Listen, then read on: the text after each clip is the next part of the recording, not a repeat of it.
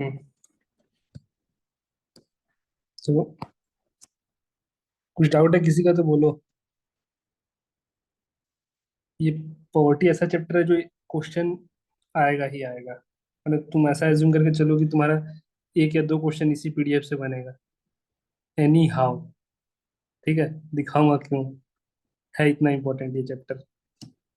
कुछ रिवाइज किए हो, पढ़े हो तो बताओ, कुछ डाउट है तो बोलो जल्दी। मैं रिवाइज करा देता हूँ जल्दी से। कहाँ तक थे? हाँ, कल हम लास्ट क्लास हम देखे थे पॉवर्टी का, जिसमें हम देखे थे कि पॉवर्टी मल्टी डायमेंशनल डिप्रीवेशन है। मैंने ऐसा कहना कि सिर्फ पॉवर्टी मॉनिटरी बेसिस पे है तो नहीं होगा। अलग अलग डिफरेंट डिफरेंट एंगल से बहुत चीज़ का पॉवर्टी होता है, जहाँ पे हम देखे थे multi dimension, health, education, money, environment, ये सब था। ठीक है, लेकिन उन सब में से जितने भी सब्जेक्टिव या थोड़ा सा कम सब्जेक्टिव है जो मनी है, मनी को काउंट कर सकते हैं, क्वांटिफाई कर सकते हैं, इसलिए हम लोग मनी को चूज कर रहे थे कि मनी को हम लोग यूज करेंगे एज ए पॉवर्टी एस्टिमेट करने के लिए। तो मनी में भी तीन कैटेगरी, वेल्थ, इनकम, कंजम्पशन आता था। इन सब में भी कंजम्पशन एक्सपेंडिचर जो है ज़्यादा स्टेबल है कंजम्पशन एक्सपेंडिचर। और रिपीटिंग भी बेटर है, क्योंकि कोई किसी को अगर तुम पूछोगे कि लास्ट एक महीने में कितना खर्च किया था, तो वो बता पाएगा बेटर। और इनकम बताने में लोग करेक्ट रिपोर्टिंग करते हैं। प्लस वोलाटाइल भी है, कल को पिछले महीने 10 दिन पहले किसी को जॉब था, फिर कल होके फिर से जॉब नहीं रहेगा। तो लेकिन कंजम्पशन ऐसा चीज़ है कि बहुत स्टैटिक है, तो वो लोग रिपोर्टिंग बेटर होता है, इसलिए गवर्नमेंट जो है house hold consumption expenditure use करता है। ठीक है, एचएससी देखोगे तुम, अभी रिपोर्ट भी 2022-23 में इसका आया था। रिसेंट जो अभी लास्ट टाइम जो इसका जो कंजम्पशन एक्सपेंडिचर का जो सर्वे हुआ था, वो 2022-23 का डाटा है। ठीक है, 2022-23 का। तो उसी बेसिस पे गवर्नमेंट, इससे पहले 2017 तक, इससे पहले 2011-12 तक का था डाटा गवर्नमेंट के पास। अभी 2022-23 में government house hold consumption expenditure release किया है। 22-23 वाला रिपोर्ट रिलीज किया है 10 साल बाद। ठीक, देख लिए कि क्यों कंजम्पशन एक्सपेंडिचर को कंसिडर कर रहे हैं, कि ये क्वेश्चन आ चुका है यहाँ से। और क्या देखे थे, पॉवर्टी कैसे मेजर कर रहे हैं, तो हेड काउंट रेशियो देखा जा रहा है।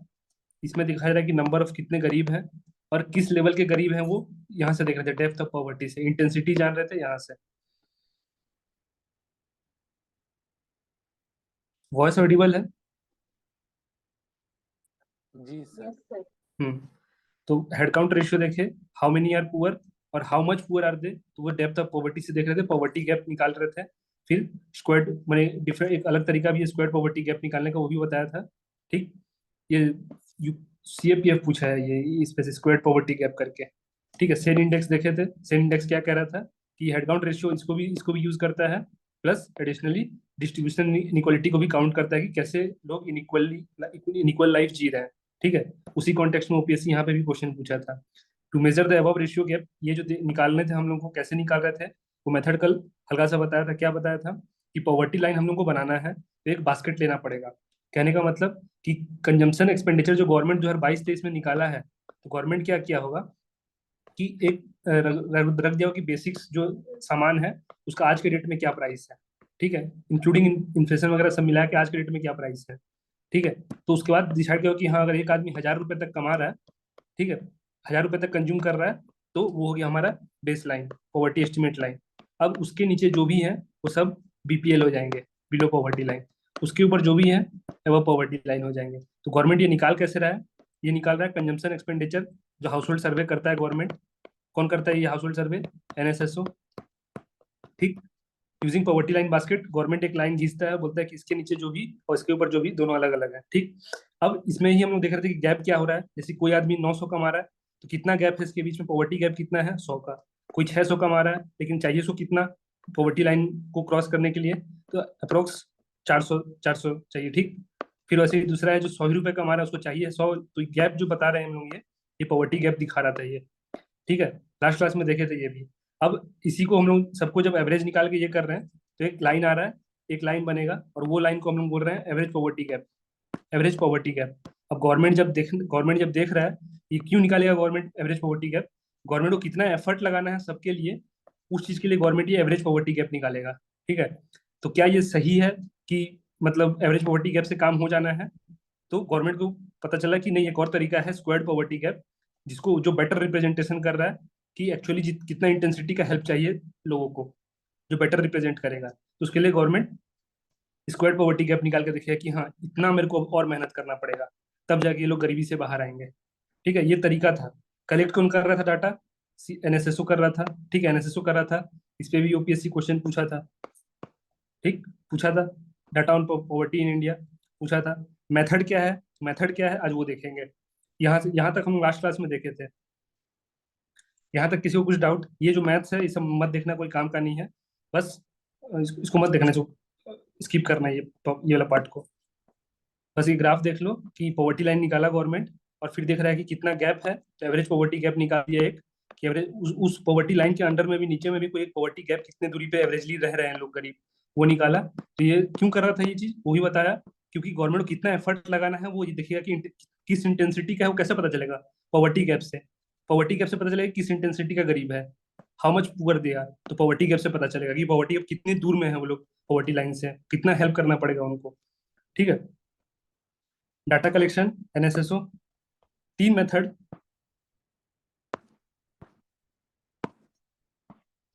तीन मेथड सर्वे के लिए यूज होता है। तीन मेथड नहीं, एक्चुअली कह लो कि ये एक रिकॉल पीरियड है। इसमें इसमें कहना करता क्या है, गवर्नमेंट चेक कर रहा है कि जो हाउस होल्ड एक्सपेंडिचर काउंट करेंगे हम लोग, तो किस किस ग्राउंड पे करेंगे। तो एक कह रहा है कि फूड आइटम और नॉन फूड आइटम दोनों को ध्यान देंगे। ठीक है, देखेंगे इसका लार्जर लेवल पे, देखेंगे गवर्नमेंट अभी तो इन तीनों को कंसिडर किया गया है रिसेंटली, कि इस तरीके का कुछ ऐसा लाते हैं जो सामान कितने दिन पुराना है। वो अभी कमिटी जब देखेंगे तो आइडिया लग जाएगा हम लोग की। स्टार्टिंग में ये सब काउंट नहीं हो रहा था, मैंने सबको एक साथ यूनिफॉर्म रखे हुए था। Food item non food item एक ही साथ जोड़ रहा था गवर्नमेंट।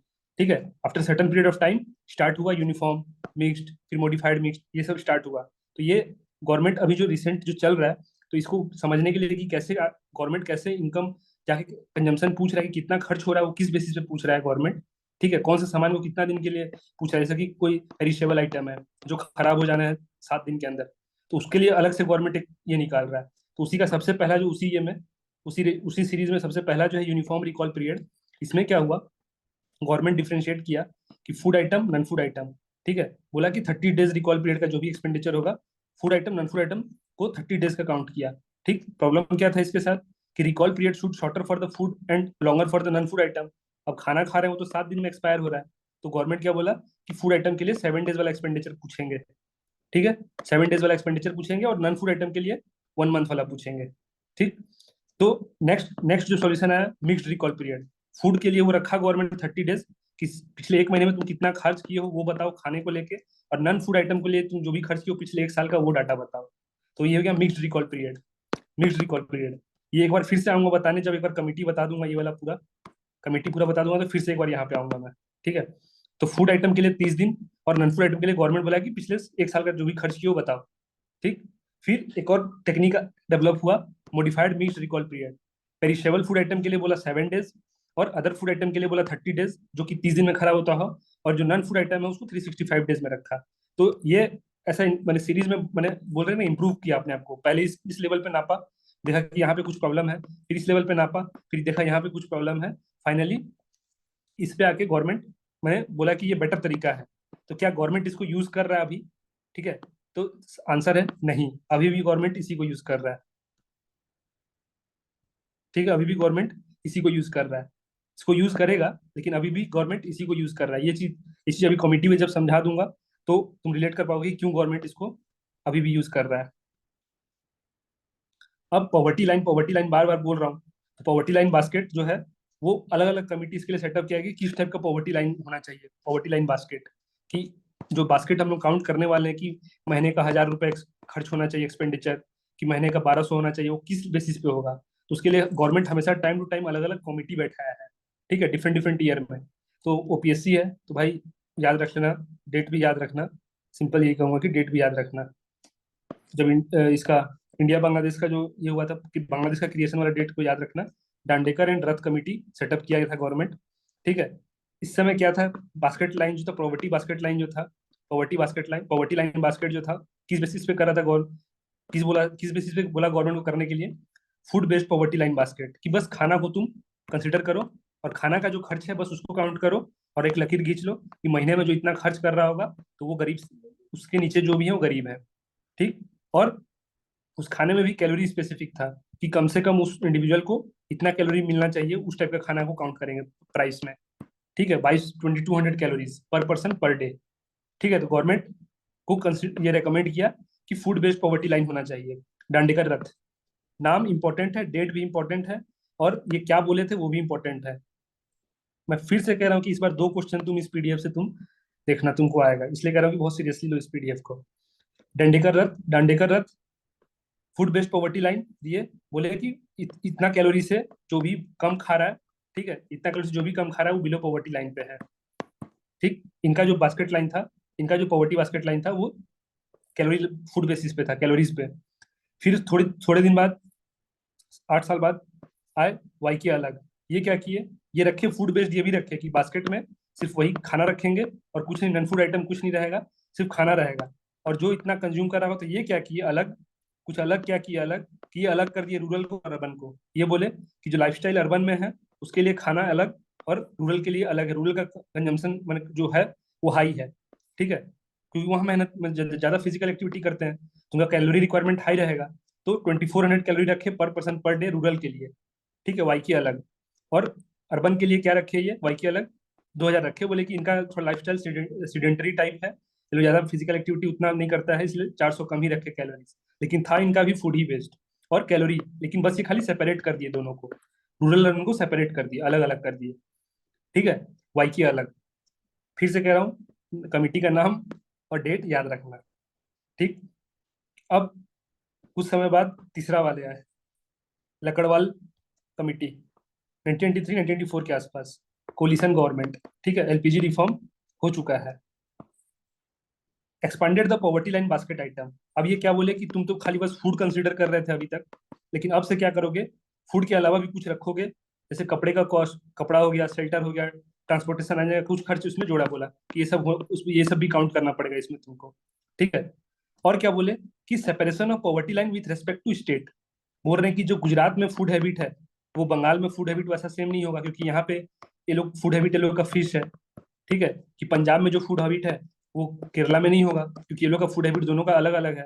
ठीक है, तो क्या बोला ये लकड़वाल कमेटी, क्या बोले कि पॉवर्टी जो है अलग अलग स्टेट के लिए अलग अलग हिसाब से निकलेगा, जो बास्केट है, जो बास्केट है वो अलग अलग स्टेट का अलग अलग निकलेगा।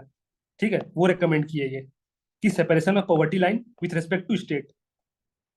क्यों बोले, समझ आया क्यों बोले स्टेट से, मैंने हर एक स्टेट का अलग अलग निकलेगा, क्योंकि कंजम्पशन जो था सबका, टेस्ट प्रीफरेंस अलग था, तो प्राइस उसकी वजह से अलग प्राइस भी होगा ना। अब तुम, अब कुछ है कि कुछ है जहाँ पे सिर्फ वेज खाएंगे, तो वेज का प्राइस थाली जो है प्राइस होगा अलग होगा, नॉन वेज का अलग होगा, तो इसलिए रेकमेंड किया कि स्टेट वाइज भी अलग अलग निकालना है पॉवर्टी। ठीक है, स्टेट वाइज भी अलग अलग पॉवर्टी निकालने के लिए सजेस्ट किए ये लकड़वाल कमेटी। और क्या किए, updating the poverty line using the inflation index. अब ये क्या किए कि जो भी पॉवर्टी लाइन तुम निकालोगे, उसमें जो उस समय का जो इन्फ्लेशन रहेगा उसको तुम काउंट करके निकालोगे, जो भी इन्फ्लेशन चल रहा है उस समय, 5% हो, 7%, या फिर जो भी 2% हो, इन्फ्लेशन काउंट करके तुम निकालोगे, क्योंकि वो एक्चुअली में मैटर करता है कि कितना कंज्यूम कर रहा है, ऑन द बेसिस ऑफ की इन्फ्लेशन। मैंने इन्फ्लेशन को पहले क्या कर रहा था, गवर्नमेंट इन्फ्लेशन को छोड़ रहा था। ठीक है, तो यहाँ से बोला कि इन्फ्लेशन इंडेक्स को काउंट करके तुम निकालोगे पॉवर्टी लाइन। ठीक है, पॉवर्टी लाइन इन्फ्लेशन को जोड़ के निकालो, क्योंकि वो खरीद ही नहीं पाएगा इन्फ्लेशन की वजह से, तो क्या मतलब है, पता ही नहीं चलेगा, तो ये बोले कि इन्फ्लेशन के साथ तुम निकालो अब।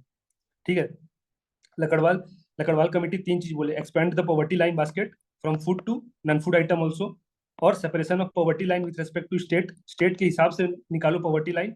और क्या बोले, poverty line using inflation index. Inflation index मतलब वही कि जो सीपीआई वाला है। ठीक है, इस डाटा पे देखो और क्या है, उस हिसाब से तुम सीपीआई को काउंट करो, और उसके बाद फिर कंजम्पशन का लेवल निकालो, थोड़ा जोड़ देना, जो भी तुम्हारा कंजम्पशन बास्केट आएगा उसमें इन्फ्लेशन जुड़ा हुआ रहना चाहिए। Counted poverty line, house hold of 5 people, और एक मैंने एक स्टैंडर्ड सेट किए, बोले कि जो हाउस होल्ड होगा वो पांच पांच लोगों का हाउस होल्ड वाला। मैंने एक ये बोले कि देखो इंडिविजुअली तुम पूछोगे तो उससे क्या है कि इंडिविजुअल खर्च आदमी नहीं जोड़ पाएगा, क्योंकि आदमी रहता है क्या है, कम्युनिटी में, एक घर में रह रहा है। अब तुम उसमें से X% को पूछे कि तुम लास्ट महीने कितना खाए, तो बैठ के हिसाब किताब जोड़ने लगेगा, उतने तो लोग पढ़े लिखे भी नहीं है कि कैलकुलेट कर पाएंगे कि हाँ लास्ट मंथ कितना खर्च किया था मैं, और पूरे एक साल में कितना खर्च किया हूँ। तो ये बेटर होगा, बोले कि हाउस होल्ड का पूरा एक साथ कलेक्ट करो, कि एक घर पे जाओ और पूछो कि पूरा हाउस होल्ड का कितना खर्च था। ठीक है, इसलिए इसका नाम है हाउस होल्ड कंजम्पशन एक्सपेंडिचर। ठीक है, expenditure, house hold consumption expenditure. 2022-23 में इसका डाटा है, सर्वे के एनएसएसओ से रिलीज किया इसका डाटा 22-23 में, ठीक है। तो इसलिए बोले कि एक हाउस होल्ड को कंसिडर करो एज पैरामीटर, कि वहां जाके पूछोगे कि वो क्या खर्च है क्या नहीं है। अभी तक 3 चीज देखे, क्या क्या देखे। पहले डांडेकर है, वो बोले कि फूड बेस्ड पॉवर्टी लाइन होना चाहिए, ठीक है। तो ब्रैकेट में क्या क्या, टोकरी में क्या क्या रहेगा, सिर्फ खाना आइटम रहेगा, ठीक, वो भी कैलोरी बेस्ड। फिर ये वाई के अलग आए, बोले कि ठीक है खाना बेस्ड तो रहेगा ही, लेकिन अलग अलग, अर्बन का अलग, रूरल का अलग, ठीक है। तो क्योंकि दोनों का फिजिकल एक्टिविटी अलग अलग है, उससे थोड़ा सा और इंप्रूव करते हुए लकड़वाल के आके बोले कि पॉवर्टी लाइन को एक्सपांड करते हैं, सिर्फ खाना नहीं रहेगा। जो प्राइस निकालेंगे पॉवर्टी लाइन, उसमें बेसिक्स जो रहेगा, क्लोथिंग, शेल्टर, ट्रांसपोर्टेशन, वो सब रहेगा, क्योंकि वो सब एक्चुअली में काउंट होना चाहिए, ठीक है। वो बोले, और क्या बोले कि स्टेट का भी अलग अलग होना चाहिए, क्योंकि कौन स्टेट कहाँ कंज्यूम कर रहा है वो अलग है। अब जैसे एक स्टैंडर्ड बना दिए, एक एवरेज, एक पॉवर्टी लाइन बना लिए, अब वो गुजरात का गुजरात में अलग चल रहा है, यहाँ अलग चल रहा है, चारों तरफ अलग अलग चल रहा है। तो बोले कि स्टेट लेवल पे भी निकालना जरूरी है अलग अलग, ताकि बेटर रिप्रेजेंटेशन हो पाए उनका, बेटर उनका जो डाटा है अच्छे से एनालाइज किया जा सके। पॉवर्टी लाइन इन्फ्लेशन इंडेक्स के साथ जोड़ने के लिए बोले, ये भी हेल्प करता अच्छा सही डाटा, एक्यूरेट डाटा देने के लिए। और counted poverty line in house hold, ये तीन कमिटी अभी देख चुके हैं, और ये 3 committee as a fact important है, एज ए फैक्ट इंपॉर्टेंट है, बहुत इंपॉर्टेंट है एज ए फैक्ट। लेकिन जो अभी से मैंने, जो करंट जो चल रहा है, जो करंट अभी गवर्नमेंट जिसको फॉलो कर रहा है, वो ये है, सुरेश तेंदुलकर, ठीक है। ये क्या बोले कि move beyond the calories consumption, calorie consumption से आगे बढ़ने के लिए भी बोले, ये भी कैलोरी कंजम्पशन कि सिर्फ खाना काउंट मत करो, नॉन फूड एक्सपेंस जो है, जैसे कि एजुकेशन, हेल्थ, ये बोले, ये बोले कि expand the poverty line basket item, clothing, shelter, transportation, ये सब बोले। और ये भी बोले कि ठीक है कैलोरीज रहेगा, और जो भी तुम यहाँ पे जो रखे हो उसके अलावा बोले कि एजुकेशन और हेल्थ भी बहुत इंपॉर्टेंट पैरामीटर है किसी फैमिली का एक्सपेंडिचर में, एजुकेशन और हेल्थ। तो इसको भी इंक्लूड कर दिया, एजुकेशन और हेल्थ को भी बोले कि इंक्लूड करने के लिए, ठीक। बोले कि इंक्लूड कर दो इन दोनों को भी। तो एजुकेशन हेल्थ भी इंक्लूड हुआ, क्योंकि ये बहुत इंपॉर्टेंट पैरामीटर है, हेल्थ किसी भी फैमिली का एक्सपेंडिचर में, हाउस होल्ड में। और क्या था, uniform poverty line basket for both. अब देखो यहाँ पे क्या था, यूनिफॉर्म था, तो अलग जो थे वाई के अलग अलग कर दिए। लेकिन यहाँ तक आते आते फिर से सुरेश तेंदुलकर बोले कि भाई यूनिफॉर्म कर, दोनों को एक साथ कर दो, अर्बन और रूरल को दोनों को एक साथ कर दो, ठीक है। उतना मैंने फॉर सिंप्लिसिटी बोले कि सिंप्लीफाई करने के लिए बोले सबको एक साथ कर दो। और क्या बोले कि जो प्राइस एडजस्टमेंट प्रोसीजर फिक्स जो था सीपीआई को लेके, ठीक है, इन्फ्लेशन को लेके, वो बोले कि एक फिशर प्राइस इंडेक्स है, उसको कंसिडर किया जाएगा। फिशर प्राइस इंडेक्स, नाम याद रखो, नाम याद रखो बस, फिशर प्राइस इंडेक्स यूज। और क्या बोले कि used mixed recall period, MRP, used mixed recall period, मतलब रिकॉल पीरियड कौन सा, रिकॉल पीरियड कौन सा, मिक्स्ड वाला। अब यह समझ आएगा क्यों बताया था ये वाला मिक्स्ड, ये वाला फूड 30 डेज काउंट होगा, फूड का जो भी एक्सपेंडिचर होगा 30 डेज का पूछा जाएगा, और नॉन फूड का 365 डेज का पूछा जाएगा, ठीक है। ये दोनों, ये वाले बोले कि इसको यूज करेंगे अब से। उससे पहले क्या चल रहा था, ये वाला चल रहा था 30 days recall period for all item. लेकिन बाद में ये आके तेंदुलकर कमेटी बोला कि फूड के लिए 30 दिन और नॉन फूड के लिए 365 डेज, ठीक। अभी तक किसी को कुछ डाउट।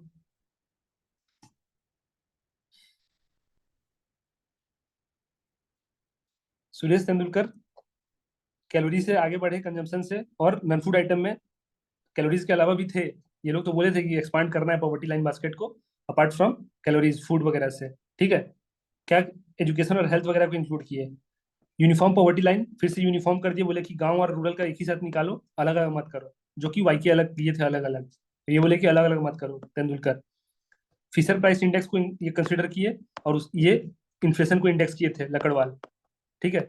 उससे पहले बिना इन्फ्लेशन का, बिना फिशर प्राइस का निकाला जा रहा था, तो ये पहली बार इन्फ्लेशन को इंक्लूड किए, और ये फिशर प्राइस इंडेक्स को इंक्लूड करके प्राइस निकाल रहे थे। अब इसी फैक्ट पे जो भी तेंदुलकर कमेटी रेकमेंड किए, कुछ किए होंगे रेकमेंड, इनका जो भी रेकमेंडर गवर्नमेंट माना था, ये 2009 के थे, ये इनका 2009 वाला रिपोर्ट है, ठीक है। तो इनका इनका जो भी रिकमेंडेशन था, गवर्नमेंट उसको कंसिडर किया, कंसिडर किया। अब उस बेसिस पे, based on that fact, Tendulkar poverty line basket set for the 5,000 पर हाउस होल्ड। वो एक बोले कि 5,000 पर house hold consumption month per month होगा। उस बेसिस पे पर पर्सन के हिसाब से 32 रुपये हुआ। अब यही चीज न्यूज में मैंने रहता था कि एक आदमी 32 रुपये कमाएगा, तो उसका हो जाएगा क्या, तो कमाना नहीं है, इनकम से बात नहीं कर रहा है ये, कंजम्पशन का बात कर रहा है ये। इनके हिसाब से कि एक एक आदमी अगर 32 रुपए कंज्यूम कर ले रहा है, मतलब वो पॉवर्टी लाइन में नहीं है वो। ठीक है, इससे नीचे है, 32 रुपए से कम खर्च कर रहा है पर डे का, तो वो पॉवर्टी लाइन, बीपीएल में आ जाएगा, बिलो पॉवर्टी लाइन में। ठीक है, तो ये कंट्रोवर्सी हुआ था, डिबेट हुआ था इसके लिए अच्छा खासा।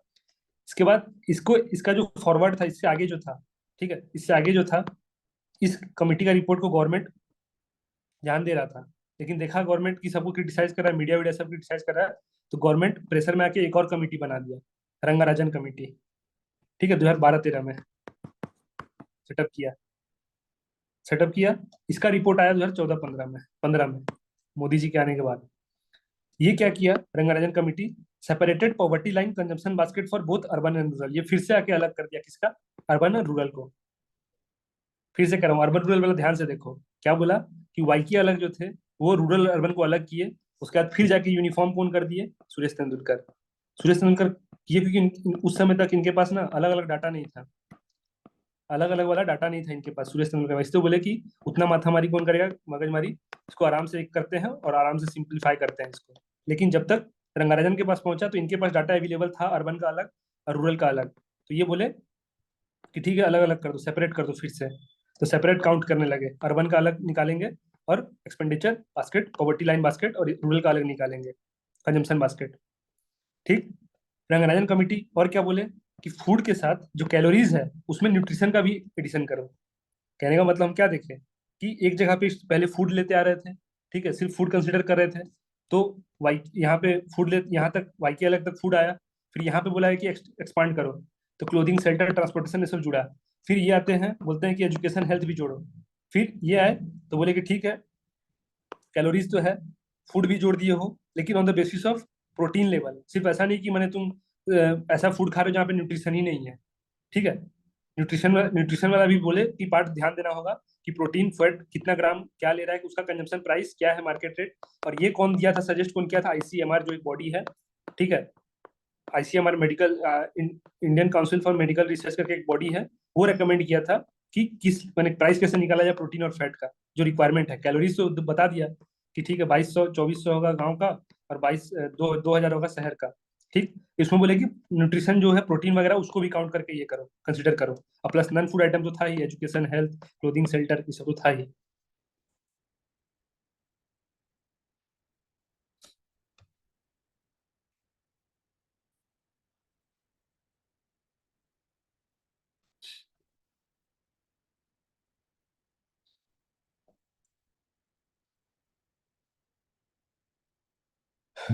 ठीक है, तो रंगाराजन कमेटी को गवर्नमेंट, जब तक इसका डाटा पब्लिश होता, ठीक है, मोदी गवर्नमेंट आ गए थे और वो इसको एक्सेप्ट नहीं किए। इसको एक्सेप्ट नहीं किए क्योंकि इनके हिसाब से गरीबी ज्यादा हो रहा था। ठीक है, इनके हिसाब से गरीबी ज्यादा दिख रहा था, मैंने जो डाटा आता, क्यों आता देखो। ये तो बोल दिए कि 5,000 हाउस होल्ड पर कंजम्पशन, तो 32 रुपए पर पर्सन पर डे का कंजम्पशन है, ये बोले। तो जो इससे नीचे कम खर्च कर रहा है वो गरीब है। इनका जो डाटा आया थोड़ा और डिटेल में था, सब कुछ कंसिडर किया ये। ठीक है, ये यूज क्या किए, मॉडिफाइड मिक्स्ड रिकॉल पीरियड। कौन सा था मॉडिफाइड यूज, ये वाला, तीसरा वाला, सबसे लेटेस्ट। ये पेरिशेबल आइटम का 7 दिन का डाटा पूछे, अदर फूड आइटम का 30 दिन का डाटा पूछे, और नॉन फूड आइटम का 1 साल रखे, तो ये सबसे मॉडिफाइड वाला यूज किए। कौन, रंगाराजन कमेटी। रंगाराजन कमेटी सबसे लेटेस्ट वाला यूज किए।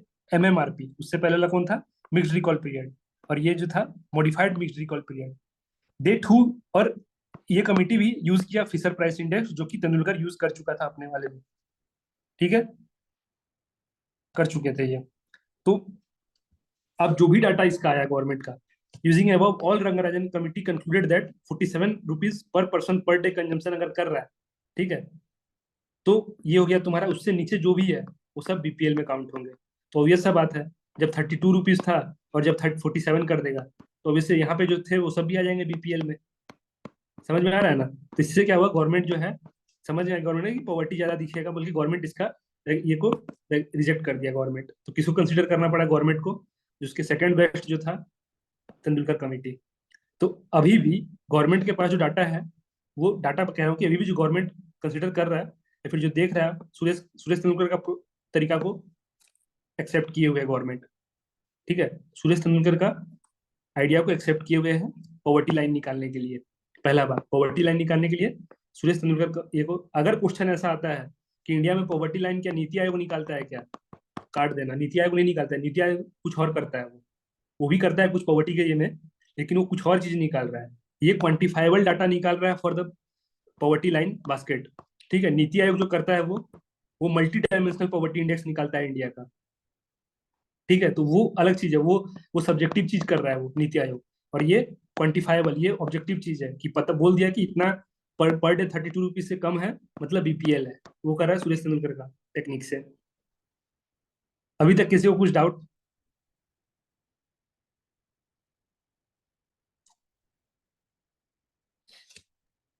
सर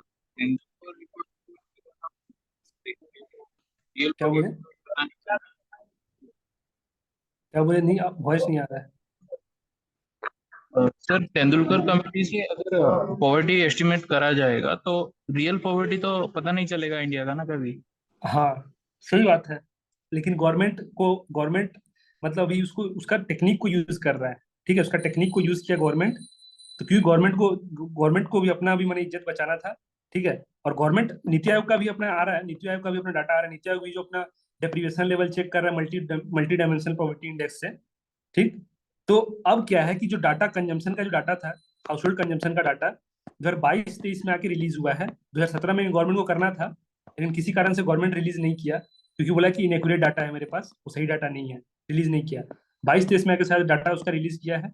अब इसके बाद से जो भी मैंने गवर्नमेंट ये करेगा, अभी इंडिया बहुत अच्छा परफॉर्म कर रहा है। अभी देखेंगे जब जब क्लास खत्म होगा तो आइडिया लग जाएगा कि परफॉर्मेंस का, इंडिया का परफॉर्मेंस अच्छा है।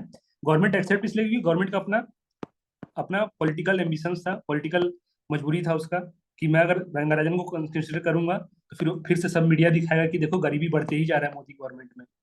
ठीक है, इसलिए अवॉइड किए वो लोग, रंगाराजन कमेटी को अवॉइड किए। ठीक है, टेक्निक इनका सबसे लेटेस्ट है, लेकिन गवर्नमेंट अभी भी यही टेक्निक को फॉलो कर रहा है। अब वो चेंज होगा, जैसे हाउस होल्ड कंजम्पशन एक्सपेंडिचर जो आ गया ना सर्वे के थ्रू से, एनएसएस सर्वे रिलीज किया अभी रिपोर्ट। तो अब क्या है कि गवर्नमेंट के पास डाटा है। मेन दिक्कत गवर्नमेंट का इसलिए क्रिटिसाइज हो रहा था ना पिछले 5-6 साल में, कि गवर्नमेंट के पास ना सही डाटा ही नहीं है।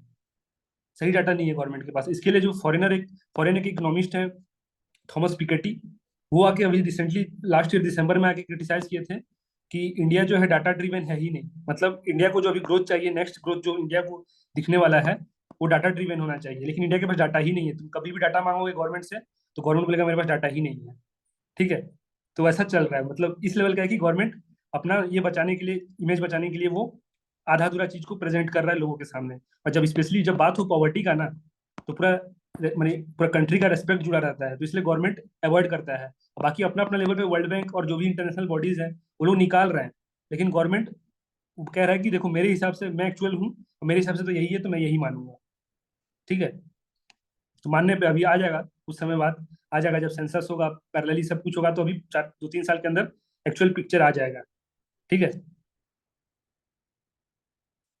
ये कमेटी वाला पूरा समझ आ गया ना, 4-5 जितना भी देखे? हाँ सर। क्यों बढ़ हाँ, समझ आ गया इतना दूर तक। और करंट पोजीशन में बता दिया, poverty line measured on the basis of head count ratio, consumption expenditure on the basis of Tendulkar committee poverty line. ठीक है, उसमें भी क्या वो मिक्स्ड रिकॉल पीरियड को यूज करते हैं।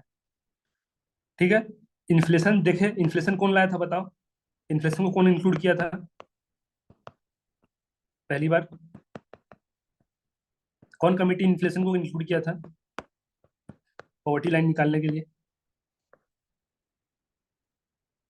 अभी पढ़े हैं। यहाँ पे कौन सा कमेटी लिखा था? लकड़वाल।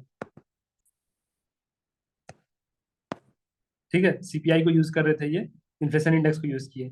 उसके बाद जो आया Sachin Tendulkar Fisher price index को यूज कर रहे थे। ठीक है, तो और भी क्या, अब दोनों में डिफरेंस देख लिए तुम कि एक है पॉवर्टी लाइन कह रहा है कि 32 रुपीज, एक कह रहा है कि 42 रुपीज। ठीक, तो ऑब्वियस सा बात है 42 जो बोलेगा उसकी में उस ब्रैकेट में ज्यादा लोग आ जाएंगे, गरीब लोग। गवर्नमेंट इसको कंसिडर नहीं किया, इन्फ्लेशन काउंट हो रहा था। लेकिन इसमें ध्यान देने वाला बात क्या है कि पॉवर्टी जब बास्केट निकालते हैं तो कितना सब्सिडी मिला है हाउस होल्ड को। हाउस होल्ड तो सब्सिडी भी कंज्यूम कर रहा है ना, कि वो जो घर में ला रहा है राइस 2 रुपए केजी वाला, वही तो कंज्यूम कर रहा है ना, जो हाउस होल्ड है। ठीक है, तो सब्सिडी को एक्सक्लूड करके गवर्नमेंट काउंट करता है पॉवर्टी लाइन बास्केट। ये याद रखना, ये पॉइंट अगर दे देगा एग्जाम हॉल में कि subsidy is also included in the while finding poverty line basket, तो रॉन्ग मारना। ठीक है, सब्सिडी को काउंट नहीं करता है गवर्नमेंट, सब्सिडी को काउंट नहीं करता है। अब कुछ क्वेश्चन करो।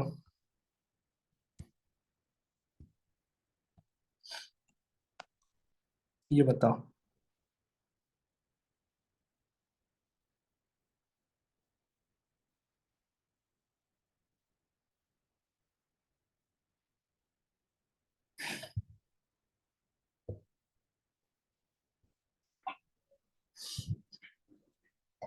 सी। सर सी। और कोई?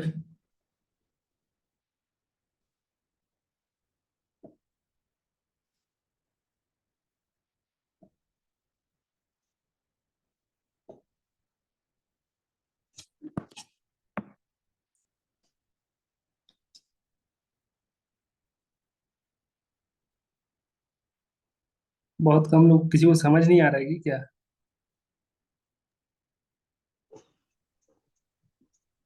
और एक दो लोग आंसर कोई दो, उसके बाद मैं बताऊंगा। अच्छा, तुम लोगों से फर्स्ट अटेम्प्टर कौन है? मेरे लिए वही पैरामीटर है।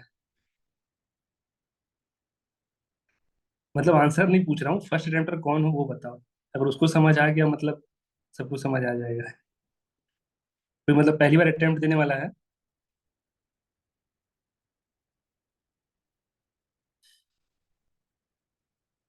सब दो दो, मैंने दो दो अटेम्प्ट दे के बैठे हो, दो दो तीन। ठीक है, कोई नहीं।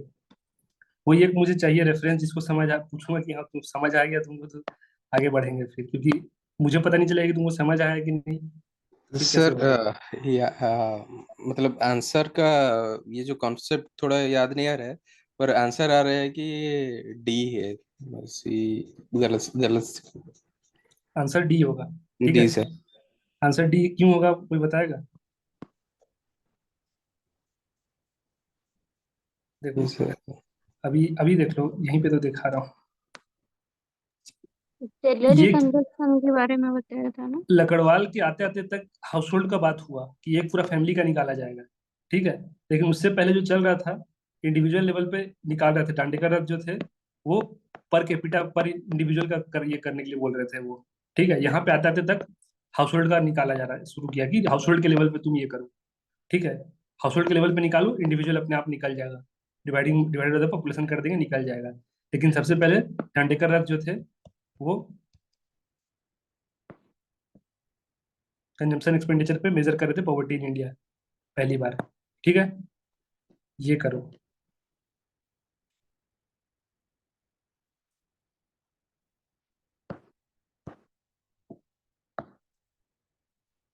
Cell B.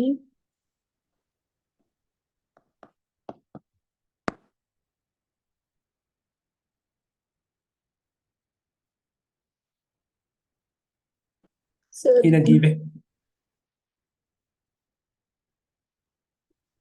Price levels vary from state to state. अच्छा ठीक है, बहुत कम लोग आंसर दिए। जो लोग भी बोले वो बी। ठीक है, वो लोग ये भी बताओ कि कौन सा कमिटी ये बात बोला था।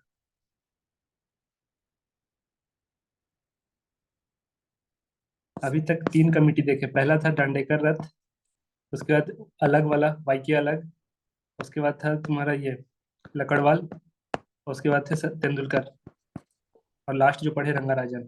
ठीक है, कौन बोले थे कि प्राइस लेवल पे स्टेट टू स्टेट वेरी करेगा? इसका आंसर सर जो 2019 लकड़वाल। लकड़वाल कमेटी बोले थे कि गुजरात में जो खा रहा है फाफड़ा, वो इधर खाएगा मछली, तो दोनों का प्राइस लेवल अलग होना, थाली का प्राइस अलग होगा ना। यूपीएससी पूछा है ये 2019 में। ठीक है, 2019 में यूपीएससी पूछा है ये। तुम ऐसा क्वेश्चन एक्सपेक्ट रखो ओपीएससी में, क्योंकि ओपीएससी का मतलब जिस जो लेवल है ना पूछने का, वो एक लेवल और है, डेप्थ में पूछ रहा है यूपीएससी से। यूपीएससी तो हालांकि स्पेशली सिविल सर्विस उतना क्वेश्चन नहीं पूछा है पॉवर्टी से। सीडीएस वगैरह पूछ रहे हैं भर भर के, सीएपीएफ पूछ रहा है भर भर के, ठीक है, और टफ पूछ रहे हैं वो लोग। लेकिन इससे भी एक कदम ऊपर है तुम्हारा ये ओपीएससी। एक मैं दिखाऊंगा क्वेश्चन, क्यों मैं बोल रहा हूँ कि उससे भी एक लेवल ऊपर है, ये बताओ।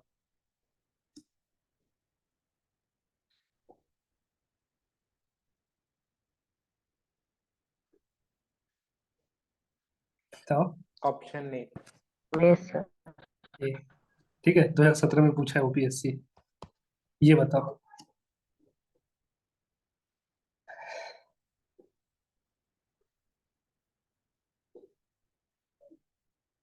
सर तेंदुलकर। और कोई? देखो इतना देर मत लो B, कि B, उतना देर sir. में तुम्हारा कॉम्पिटिटर चैट जीपीटी से देख के बोल दे। ठीक है, तो इसका आंसर बी है, रंगाराजन। क्या हुआ था सीक्वेंस समझ लो पहले, कि पहले तो तुम्हारा दांडेकर रहा था, बोले कि फूड रहेगा बास्केट में, बोले ठीक है। वाईके अलग आए, बोले कि फूड रहेगा बास्केट में लेकिन शहर और गांव का अलग अलग रहेगा, तो अलग थे, वाईके अलग थे तो अलग अलग कर दिए। उसके बाद आए कौन तीसरे में? लकड़वाल। वो बोले कि फूड के साथ साथ कुछ और भी रहेगा, तो क्या, तो शेल्टर, ट्रांसपोर्टेशन, ये सब जोड़े। फिर तेंदुलकर आए, तो बोले कि फूड के साथ जो नन आइटम में हेल्थ और एजुकेशन बहुत इंपॉर्टेंट एस्पेक्ट है किसी भी हाउस होल्ड का एक्सपेंडिचर का, तो हेल्थ और एजुकेशन भी रहेगा अपार्ट फ्रॉम शेल्टर, ये वो सब। लास्ट में रंगाराजन आए और बोले कि सिर्फ खाली कैलोरीज बेस्ड अगर रखेंगे फूड को तो सही नहीं है, एक्चुअली में न्यूट्रिशन बेस्ड रखते हैं, जो कि आईसीएमआर रिकमेंड किया था कि न्यूट्रिशन बेस्ड फैट और प्रोटीन का भी कितना कंजम्पशन हो रहा है वो भी पता चलेगा डिटेल में, और तब जाके होगा, बात बनेगा। तो रंगाराजन इसको न्यूट्रिशनल बेस्ड पूछे थे ये, ठीक। वही चीज मैं यहाँ पे लिखा हूँ, ठीक है। ये सब ओपीएससी पूछ रहा था, ये वाला करो।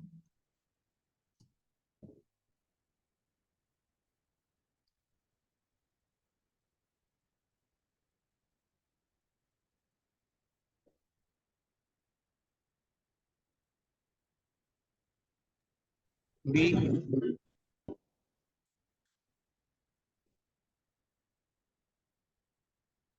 बताओ बताओ।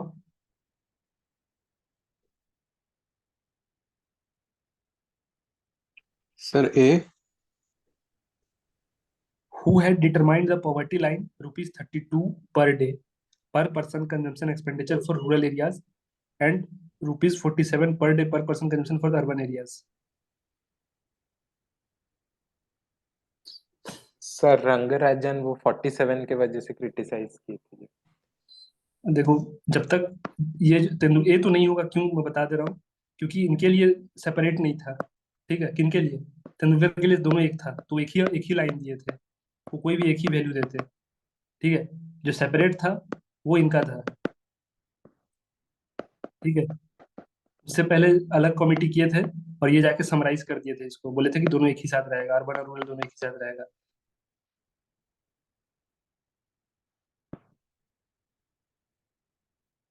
ठीक है, ये अलग अलग पूछ रहा है कि दोनों अलग अलग कौन कौन दिया था, रंगाराजन कमेटी ही थे जो अलग अलग प्राइस रखे थे। एक और एक्स्ट्रा फैक्ट है, ये तो ऐसे में मैंने लिखना भी सही नहीं समझा, लेकिन अब पूछ लेगा कोई, ठीक है क्या, पॉवर्टी जितना इंपॉर्टेंट है, आइडिया ऑफ कल्चरल पॉवर्टी जो है, ऑस्कर लिविस एक इंडिविजुअल है, वो ऐसा कॉन्सेप्ट दिए हैं कल्चरल पॉवर्टी का। इसमें होता क्या है कि कुछ लोग कैपिटलिस्ट सोसाइटी में माने गरीब की तरह रहने का एडेप्टेशन कर लेते हैं। कहने का मतलब कि मिनिमम मिनिमम सर्वाइवल कंजम्पशन करते हैं, ठीक है। कैपिटलिस्ट सोसाइटी में जो फैक्ट वहां पे इसके बारे में लिखा हुआ है वही बता रहा हूँ, कि कैपिटलिस्ट सोसाइटी में ये लोग अपने आप को एडजस्ट कर लिए हैं गरीब की तरह रहना, और इनका नेक्स्ट जनरेशन जो होगा वो भी अपने आप को हैबिचुएटेड कर लेगा कि हाँ गरीबी में ही जीना है जिंदगी, ठीक है। उसको बोलते हैं कल्चरल पॉवर्टी। ऑस्कर लुइस, ये यूपीपीसीएस पूछा था 2020 में। तुमसे छूट नहीं जाए बोल के मैं ये डाल दिया हूँ नाम, वैसे तो मैं इन चीजों को मैं ये नहीं करता, क्योंकि फैक्चुअल चीज कितना याद रखोगे यार। अभी ऐसे ही मालूम ना, दो चार नाम याद करवाया, अभी भूल गए होगे पूछूंगा तो, ठीक है। देख लो, रिवीजन करते समय दिखा तो अच्छी बात है, थोड़ा सा नोटिस करना, क्योंकि रेड कलर में कर दिया हूँ, नोटिस करना नाम। अभी तक किसी को कुछ डाउट है तो बोलो। मैं दिखा दिया कि कितना इंपॉर्टेंट है ये, और मैं फिर से कह रहा हूँ कि हाईली पॉसिबिलिटीज है कि फिर से ये कमिटी में से पूछेगा, बहुत चांसेस है। और हर साल 2 क्वेश्चन मैं देख रहा हूँ ओपीएससी में, हर साल 2 क्वेश्चन। पहले एक पूछ रहा था लेकिन अब तो 2 क्वेश्चन पूछ रहा है।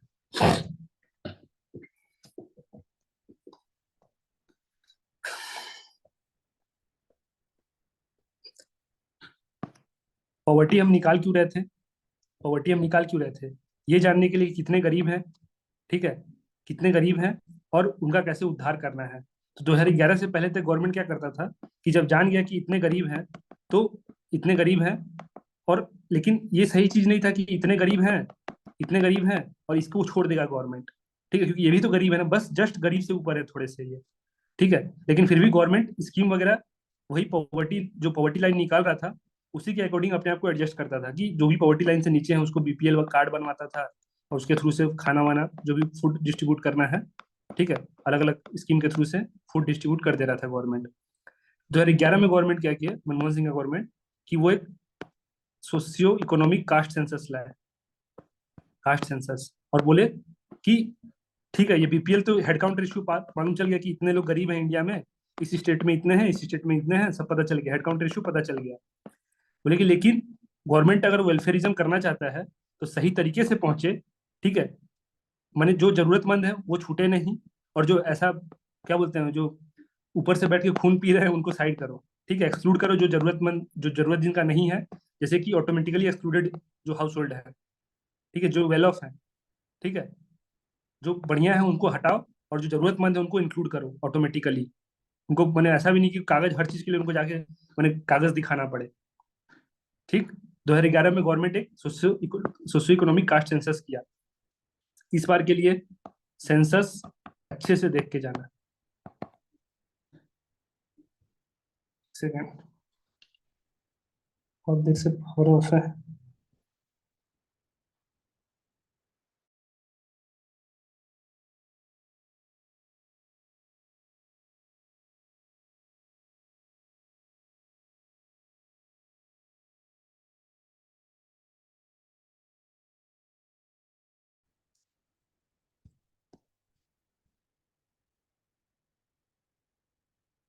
स्क्रीन विजिबल है?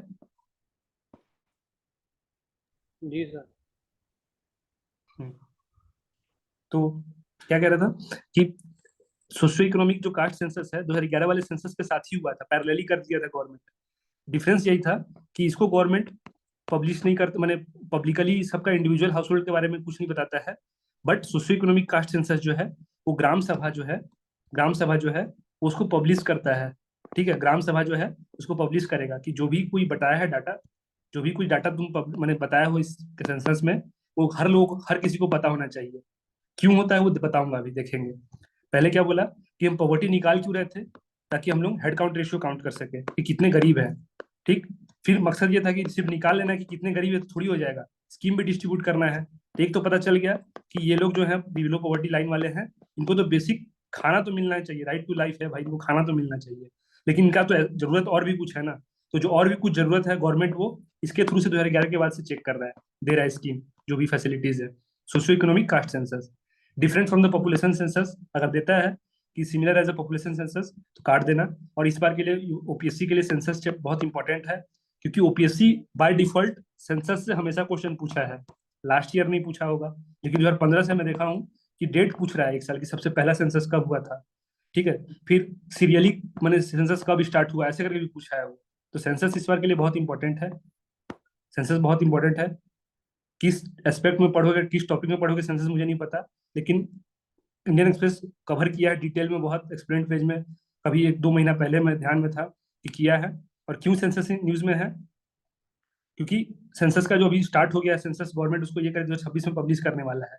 तो जो भी जो सेंसस सर्वे करते हैं वो लोग सब घूम के घर घर जाके ये करेंगे, इसलिए भी न्यूज में है।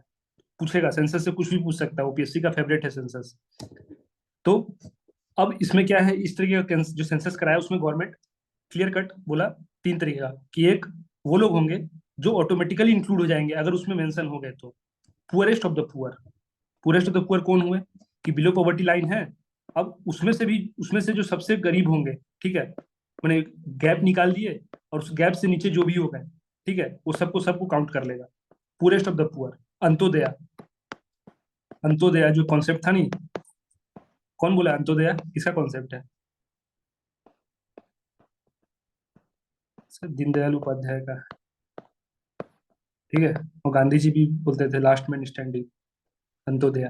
ठीक, पुअरेस्ट ऑफ द पुअर, एक स्कीम भी है अंत्योदया स्कीम, वो अटल बिहारी वाजपेयी के टाइम में था, वो राइस वाइस भी डिस्ट्रीब्यूट करने के लिए कि जो सबसे गरीब से गरीब है उनको कम से कम खाना तो मिलना ही चाहिए। अब ऐसा स्कीम का एग्जाम्पल देख लो, आयुष्मान भारत, आयुष्मान भारत उसका एग्जाम्पल है। कौन आयुष्मान भारत के लिए एलिजिबल है? ठीक है, उसके लिए किसी को अप्लाई नहीं करना पड़ा, गवर्नमेंट 2011 सेंसस के हिसाब से जो कोई भी था eligible, poorest of the poor. ठीक है, अब इसका पैरामीटर क्या है पुअरेस्ट ऑफ द पुअर का, वो है इधर मेंशन, गवर्नमेंट मेंशन कर दिया क्लियर कट। पहले तो बोल दिया कि जो गरीबों में गरीब है उसके लिए तो ये हो गया कि वो लोग बाय डिफॉल्ट आ जाएंगे। फिर बोला कि कुछ लोग होंगे जो वेल ऑफ है, उनको इंक्लूड नहीं करना है तो नहीं करेगा। तीसरा बोला कि deprived on the basis of this 7 criteria, गरीब जो गरीबों में भी गरीब है उनको तो ऑटोमेटिकली इंक्लूड कर लिया, और कुछ को ये क्राइटेरिया बोला कि अगर फुलफिल कर रहे होंगे तब जाके उनको भी मिल जाएगा सोशियो इकोनॉमिक कास्ट सेंसस।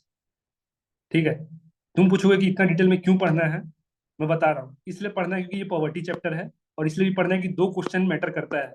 ठीक है, किस लेवल का टफ करेगा तुमको नहीं पता, कितना इजी करेगा तुमको नहीं पता, तुमको पढ़ना जरूरी है ये। ठीक है, क्योंकि तुमको बेटर स्कीम भी समझ आएगी, गवर्नमेंट कैसे स्कीम फ्रेम कर रहा है अपना। 7 डेप्रीवेशन क्राइटेरिया रखा, बोला कि हाउस होल्ड विथ, मैंने जो घर के पास 1 और लेस रूम, कच्चा वाल रूफ, मैंने एक या एक से कम घर है, ठीक है, कच्चा वाला, तो उसको बोला कि इसमें रहेंगे, काउंट करेंगे उनको सोशियो इकोनॉमिक कास्ट सेंसस में। फिर बोला differently able member with no able bodies member, मैंने कहने का मतलब कि घर में कोई मेंबर है डिफरेंटली एबल्ड, सिर्फ डिफरेंटली एबल ही मेंबर है, और कोई भी एबल्ड मेंबर नहीं है, एडल्ट नहीं है, जो कुछ मैंने कमा के खिला के ला के दे लोगों को, तो उसको भी मैंने उसको भी बोला कि वो भी डिप्राइव्ड है, उसको भी हम लोग काउंट करेंगे सोशियो इकोनॉमिक सेंसस में। और क्या बोला, कोई भी SC ST फैमिली मेंबर का फैमिली हो, ठीक है, किसी भी घर में SC ST मेंबर हो तो उनको भी काउंट करेगा by default socio economic caste census में। अब ध्यान देना, तुमको ट्रैप देने के लिए यहाँ पे OBC डाल देगा चुपके से, फंसना नहीं है, वो सिर्फ SC ST का बात किया है। वो क्या बोला कि जो भी घर में एक घर या उससे मैंने एक घर या फिर घर नहीं है उनके पास, कच्चा वाल या किसी भी टाइप का, तो उनको रखेगा यहाँ पे। ठीक, डिफरेंटली एबल्ड, मैंने घर में कोई डिफरेंटली एबल्ड पर्सन है और कोई भी ऐसा नहीं है ठीक ठाक की जो कमा के खा के ला सके, तो उसको उस घर को मिलेगा, प्लस SC ST फैमिली को मिलेगा। House hold without adult member between 16 से 59 ईयर, 16 से 59 साल, इनके बीच में जो कोई भी है विदाउट एडल्ट मेंबर, अगर कोई किसी फैमिली में, जैसे मान लेते हैं एक घर है, उसके अंदर में सारे जितने भी फैमिली मेंबर हैं वो कह लो कि मेरे बच्चे ही होंगे, और क्या 16 से कम मतलब क्या 15 साल के 14 साल के खाली बच्चे ही हैं, तो उनको काउंट करेगा सोशियो इकोनॉमिक सेंसस में गवर्नमेंट। जैसे कि कोविड के बाद में ये चीज देखने को मिला, बहुत सारे फैमिली थे जो मैंने सिर्फ बच्चे ही बचे, पेरेंट्स का डेथ हो गया। ठीक है, तो अब वो लोग काउंट नहीं हो रहे सोशियो इकोनॉमिक सेंसस में, क्योंकि अभी तक तो पहली बार जो हुआ था सोशियो इकोनॉमिक सेंसस वो 2011 में ही हुआ था। ठीक है, तो उन बच्चों को दिल्ली गवर्नमेंट, मैंने क्योंकि दिल्ली का न्यूज जो है वो मैं देखा था, तो मुझे इसलिए याद है कि दिल्ली गवर्नमेंट वैसे फैमिलीज को जहाँ पे सिर्फ बच्चे बच गए, उनका एजुकेशन, उनका मैंने एक्सपेंडिचर जो भी था गवर्नमेंट बियर कर रहा था। ठीक है, लेकिन यहाँ पे हम क्या देख रहे हैं, सोशियो इकोनॉमिक के सेंसस में कौन कौन इंक्लूड होंगे on the basis of deprivation, और ये क्राइटेरिया रखा है गवर्नमेंट।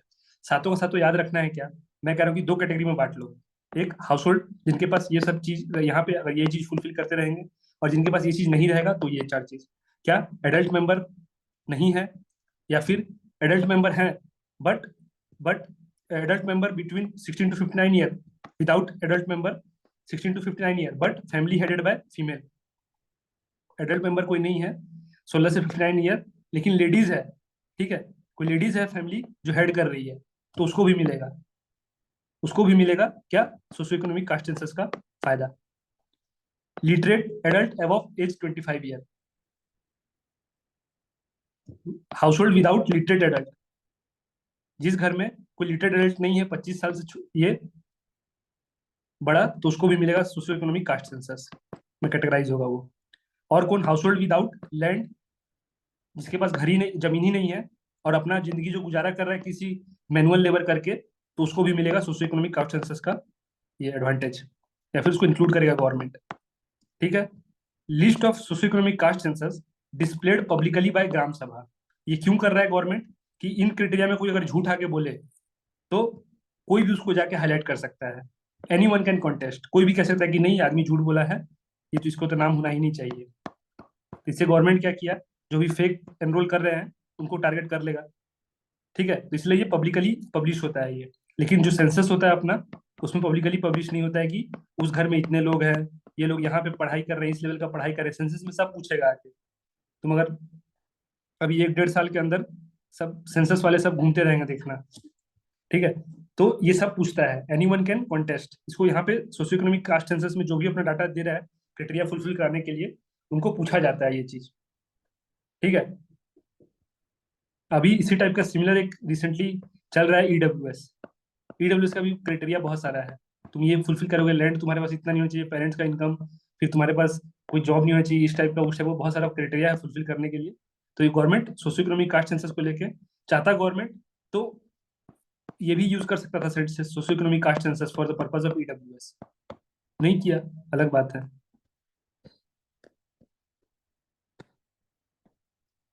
किसी को डाउट?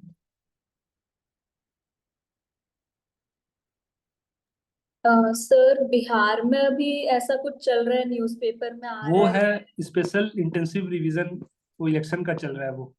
ठीक है, वो लोग वहां पे चल रहा है क्या कि जो लोग भी वोटर हो, सिर्फ बिहार में, मतलब बिहार तो अभी पहला इलेक्शन होने वाला है बोल के चल रहा है, लेकिन इलेक्शन कमीशन बोल दिया है कि पूरा इंडिया में ऐसा चलेगा कि जो भी वोटर्स हैं उनको गिवन 11 डॉक्यूमेंट में से कोई एक डॉक्यूमेंट दिखाना पड़ेगा, बेसिक मिनिमम, कि वो मैंने यहाँ पे एनरोल, मैंने जो रोल इलेक्शन रोल बनेगा, इलेक्टोरल रोल जो बनेगा, वो अपने आप को मैंने प्रूव कर सके कि मैंने वहां का वोटर हूँ बोल के। ऐसा होता क्या है कि Bihar as a migrant state, बहुत से लोग बहुत बाहर हैं। ठीक है, तो उनके पास चॉइस है कि या तो वो डॉक्यूमेंट शो कर दिए, जो भी माइग्रेंट है, 10 साल से रह रहे हैं, 15 साल से रह रहे हैं, जो भी रह रहा है, लेकिन कुछ ना कुछ डॉक्यूमेंट, जमीन का, डोमिसाइल का जो भी डॉक्यूमेंट अगर शो कर दिए तो उनको वहां पे एनरोल कर लेगा इलेक्टोरल रोल में। ठीक है, जो भी चीफ इलेक्टोरल ऑफिसर है, ठीक है, वो एनरोल कर लेगा वहां पे। अगर नहीं किए सबमिट बाय चॉइस तो नहीं किए, उनको एनरोल नहीं करेगा। तो जहां भी है वो, अभी बोला है इलेक्शन कमीशन कि पूरे इंडिया में होगा ये स्लोली। ठीक है, तो इंडिया में होगा। क्रिटिसिज्म चल रहा है इसका कि मैंने ये इलेक्शन कमीशन का पावर है क्या इतना इतना डिटेल में कोई सर्वे कराना, ये तो काम नहीं है इलेक्शन कमीशन के, तो गवर्नमेंट उसको करा के देगा कि हाँ ये है, नहीं है, वो है। ठीक है, तो इसका क्रिटिसिज्म चल रहा है, लेकिन ये होने वाला पूरा इंडिया में है। सुप्रीम कोर्ट भी इस पे ज्यादा कुछ ये नहीं किया, बोला 28 तारीख को देखेंगे सुनेंगे बोल दिया। ठीक है, ये चीज अलग है थोड़ा। वो special intensive revision electoral roll सही से ये करने के लिए कर रहा है government, election commission of India.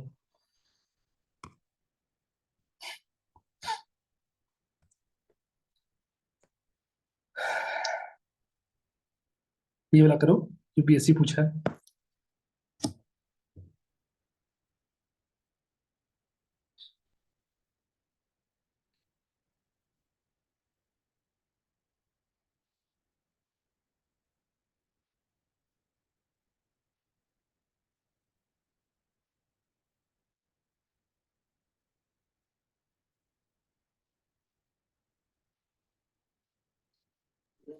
Sir ए।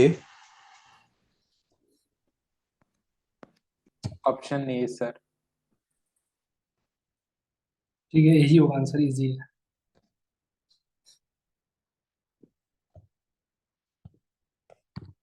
अब देख ली इंडिया में कैसे एस्टिमेट हो रहा है। आज एक फोटो डाला था, कौन कौन पढ़ा है, ग्रुप में एक फोटो डाला था वर्ल्ड बैंक के बारे में, कौन कौन पढ़ा है। मतलब पूछूंगा नहीं क्वेश्चन, बस कौन कौन को ट्राई किया है पढ़ने का।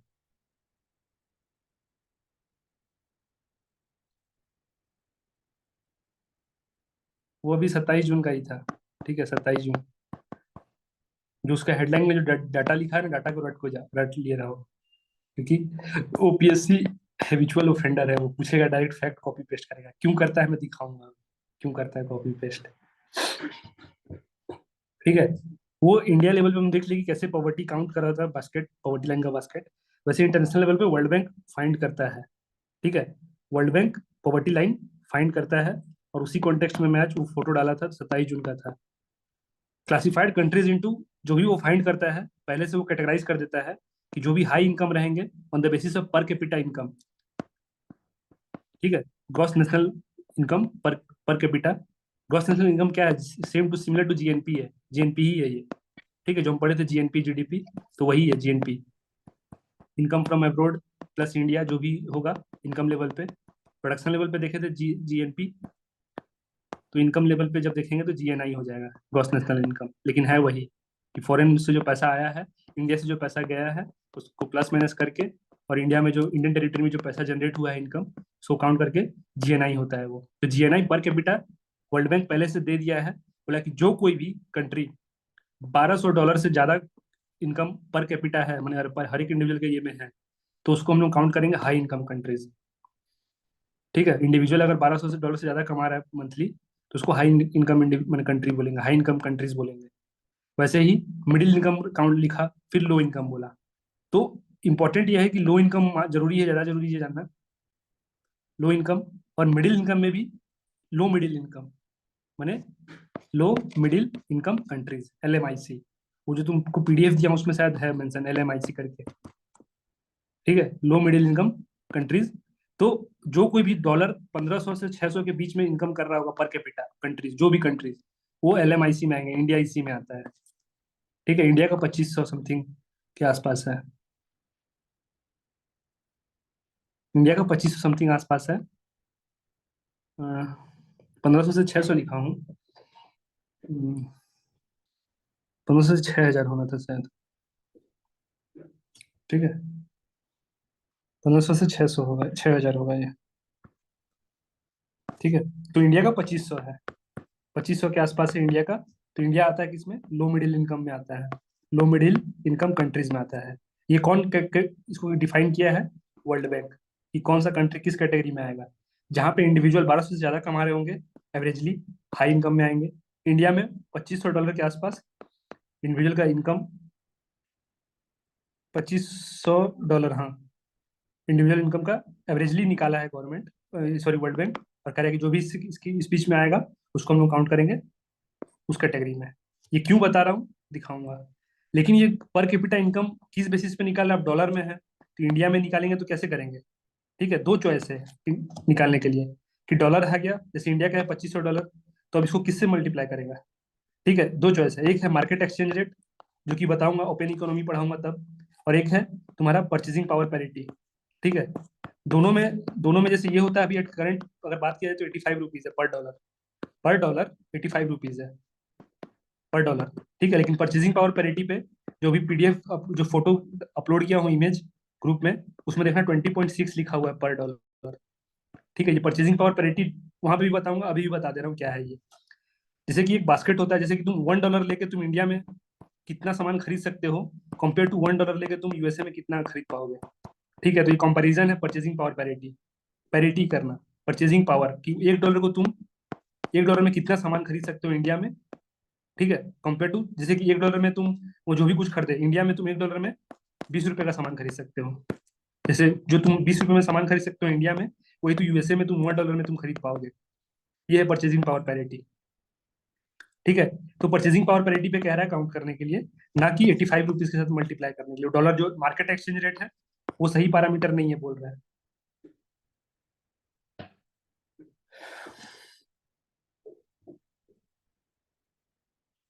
ठीक है।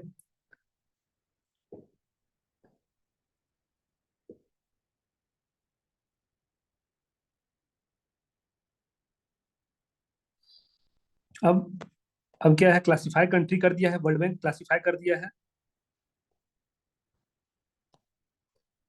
फिर क्या बोला कि अब हर के लिए एक एक स्टैंडर्ड सेट कर दिया है, हर एक कंट्रीज के लिए, हाई इनकम कंट्रीज के लिए बोला कि $11 अगर कोई इंडिविजुअल वहां पे कमा रहा है, ठीक है, तो उसको पॉवर्टी लाइन से ऊपर है वो।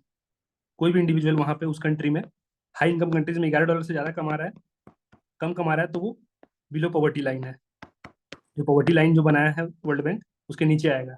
वैसे ही हाई मिडिल इनकम में 6.85, लो मिडिल इनकम में 3.65। इंडिया जो है इसमें काउंट होता है 3.65 में, ठीक है।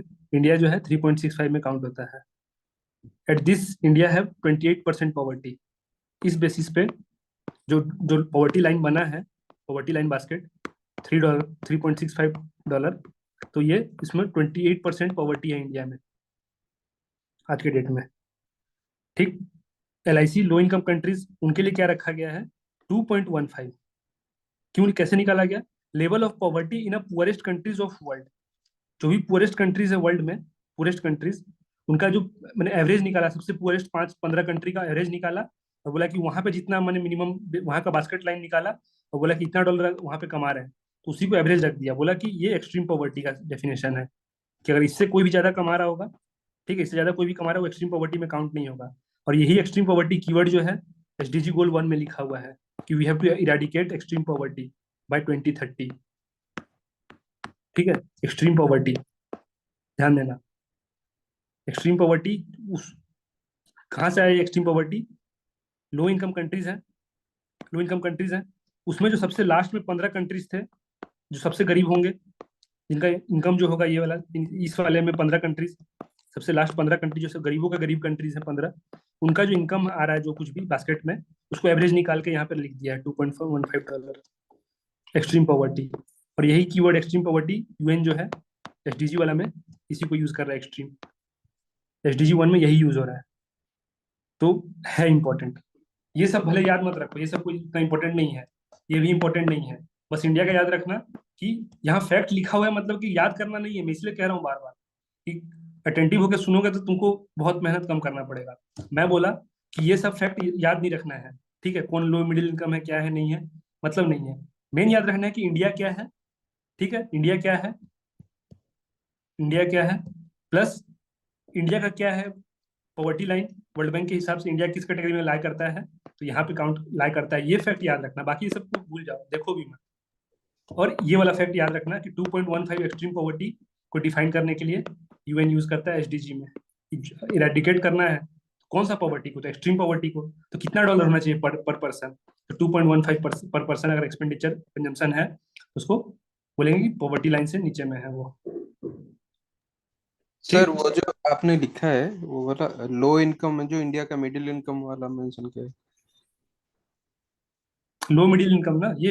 हाँ सर, नहीं नहीं सर, इस तरफ से ये जो लेफ्ट में साइड में जो है मिडिल हाँ इनकम। हाँ सर ये जो है लो इनकम वो 1500 से 600 या 6000? मैं तो 600 लिखा हूँ, लेकिन जैसे यहाँ पे 6000 से 12000 है, जी सर। उस हिसाब से इसको 6000 के आसपास इसका अपर ब्रैकेट होना चाहिए था, तो तभी तो आएगा 2500 इंडिया। जी सर। 6000 के आसपास ही होगा ये, ठीक है, एक जीरो मिसिंग है। इंडिया जो है करेंटली 2500 पे है। अब लो मिडिल इनकम में तभी आएगा ना कि जब इस ब्रैकेट में आएगा इंडिया, ये 6000 ही होगा ये।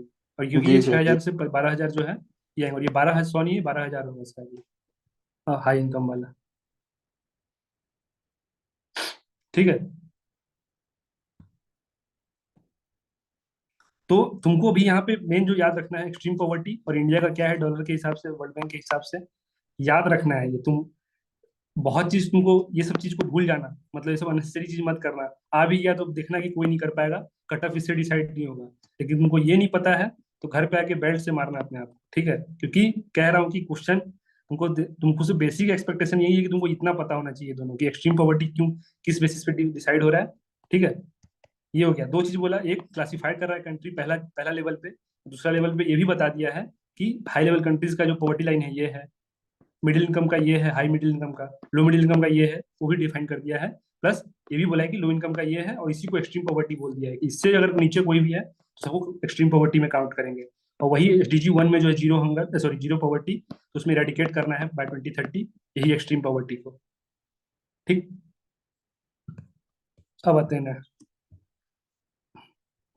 इंडिया का GNI पर कैपिटा कैसे निकालेगा।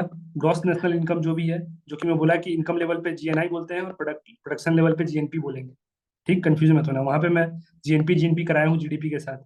इनकम वही है कि मैंने इनकम वही income from abroad, income from India, जो भी प्लस माइनस करके जो भी आएगा, और प्लस जो भी डोमेस्टिक टेरिटरी में इनकम जनरेट हुआ है उसको काउंट करके ग्रॉस नेशनल इनकम निकलता है, ठीक है। पॉपुलेशन जितना डिवाइड कर देंगे तो उस बेसिस पे इंडिया का जो आया 2500 आया डॉलर, कि इंडिविजुअल इंडिया में $2500 अर्न कर रहे हैं, रेजली बोला। ठीक है, अब जो वर्ल्ड बैंक का जो न्यूज डाला हूं मैं, वर्ल्ड बैंक एक न्यू पॉवर्टी लाइन बताया है, अपडेट किया है कुछ। ठीक है, उसमें $3 पर डे बोला है, $3 पर डे, वो एक नया पॉवर्टी लाइन खींचा है। बोला है इस हिसाब से $3 पर डे के हिसाब से जो इंडिया है, वो इंडिया जो है वो अभी एट करेंट 5% पे लाई कर रहा है। ठीक, फिर देखो मैं यहाँ पे क्या लिखा हूँ कि 28% पॉवर्टी $3.65 पे है। ये पीआईबी में लिखा हुआ था ये फैक्ट, मुझे कंफ्यूजन हो रहा था, मैं पीआईबी ओपन किया अभी 2000 अप्रैल मंथ का, उसमें लिखा होता है कि इंडिया $3.65 पर डे, तो उसमें इंडिया 28% पॉवर्टी में है एज पर वर्ल्ड बैंक। ठीक है, फिर क्या अभी जो रिसेंट डाटा लाया है उसी कॉन्टेक्स्ट में वर्ल्ड बैंक कह रहा है कि न्यू पॉवर्टी लाइन अगर $3 अगर पॉवर्टी लाइन काउंट करेंगे तो इंडिया 5.57% पे है। ठीक, परचेजिंग पावर पैरिटी देख लिए क्यों यूज कर रहा है इंडिया, कि वर्ल्ड क्यों कर रहा है, क्योंकि डॉलर एक्सचेंज जो मार्केट एक्सचेंज रेट है, मार्केट एक्सचेंज रेट पे कर सकता है और परचेजिंग पावर पैरिटी पे। लेकिन जो हम पॉवर्टी काउंट करते हैं, अगर कोई आदमी गरीब आदमी है तो मार्केट फॉरेन एक्सचेंज रेट में थोड़ी जाके पैसा को अपना कन्वर्ट करेगा, उसके बाद खरीदेगा कोई सामान। वो तो अपना बास्केट देखेगा कि मैं इस 20 रुपए से कितना सामान खरीद सकता हूँ, या फिर इस $1 से इंडिया में कितना सामान खरीद सकता हूँ कंपेयर टू यूएसए में, या फिर कंपेयर टू चाइना में, या फिर कंपेयर टू 1 पाउंड से डॉलर यूके में कितना खरीदता है कंपेयर टू इंडिया में कितना खरीदता है। तो वो कंपैरिजन वर्ल्ड बैंक डॉलर के साथ कर रहा है, तो डॉलर के कॉन्टेक्स्ट में ये परचेजिंग पावर पैरिटी कंसीडर होता है, ना कि मार्केट एक्सचेंज रेट। ये परचेजिंग पावर पैरिटी और मार्केट एक्सचेंज रेट और डिटेल में पढ़ेंगे हम, क्योंकि इसका और यूज होने वाला है आगे चल के।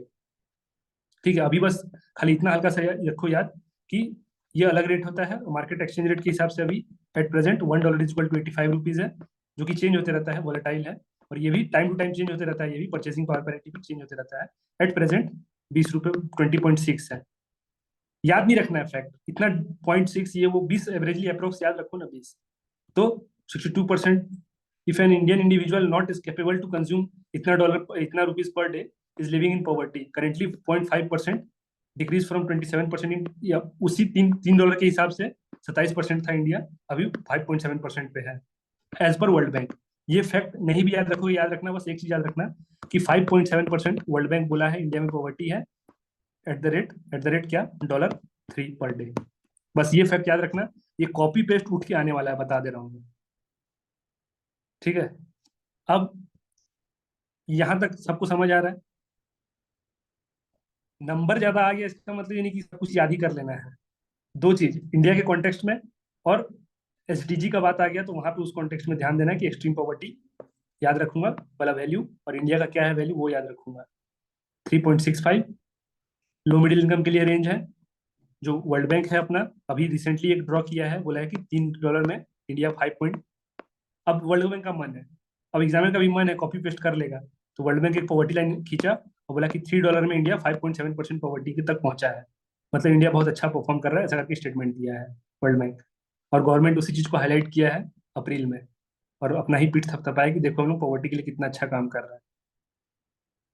ठीक, SDG 1 नो पॉवर्टी का बात करता है, target completely eliminate extreme poverty by 2030। Target क्या है पॉवर्टी SDG 1 का, कि completely eliminate extreme poverty by 2030। वही एक्सट्रीम पॉवर्टी कौन सा, जिसमें $2.25 बोला हुआ है। ठीक है, जो भी $2.25 से कम कमा रहा है वो सब एक्सट्रीम पॉवर्टी में है, ओवरकम करना है। इंडिया इसमें बहुत अच्छा परफॉर्म कर रहा है, इंडिया में भी तो एक्सट्रीम पॉवर्टी होगी ना, बहुत लोग होंगे 2.5 से कम होंगे, $2.5 से कम होंगे, तो इंडिया इस चीज में बहुत अच्छा अचीव किया है। ठीक है, till now we purely measured on the basis of consumption expenditure. क्या क्या देखे, तेंदुलकर कमेटी देखे, रंगाराजन देखे, सब कंजम्पशन एक्सपेंडिचर से देख रहा था। फिर वर्ल्ड बैंक जो है वो भी कंजम्पशन एक्सपेंडिचर काउंट कर रहा था कि जो कोई भी दिन भर में $3 खर्च कर रहा है, ठीक है, तो वो सब वैसे देख रहा था, कंजम्पशन एक्सपेंडिचर देख रहा था। अभी से क्या देखेंगे, कंजम्पशन एक्सपेंडिचर नहीं देखेंगे, अब वाइडर देखेंगे।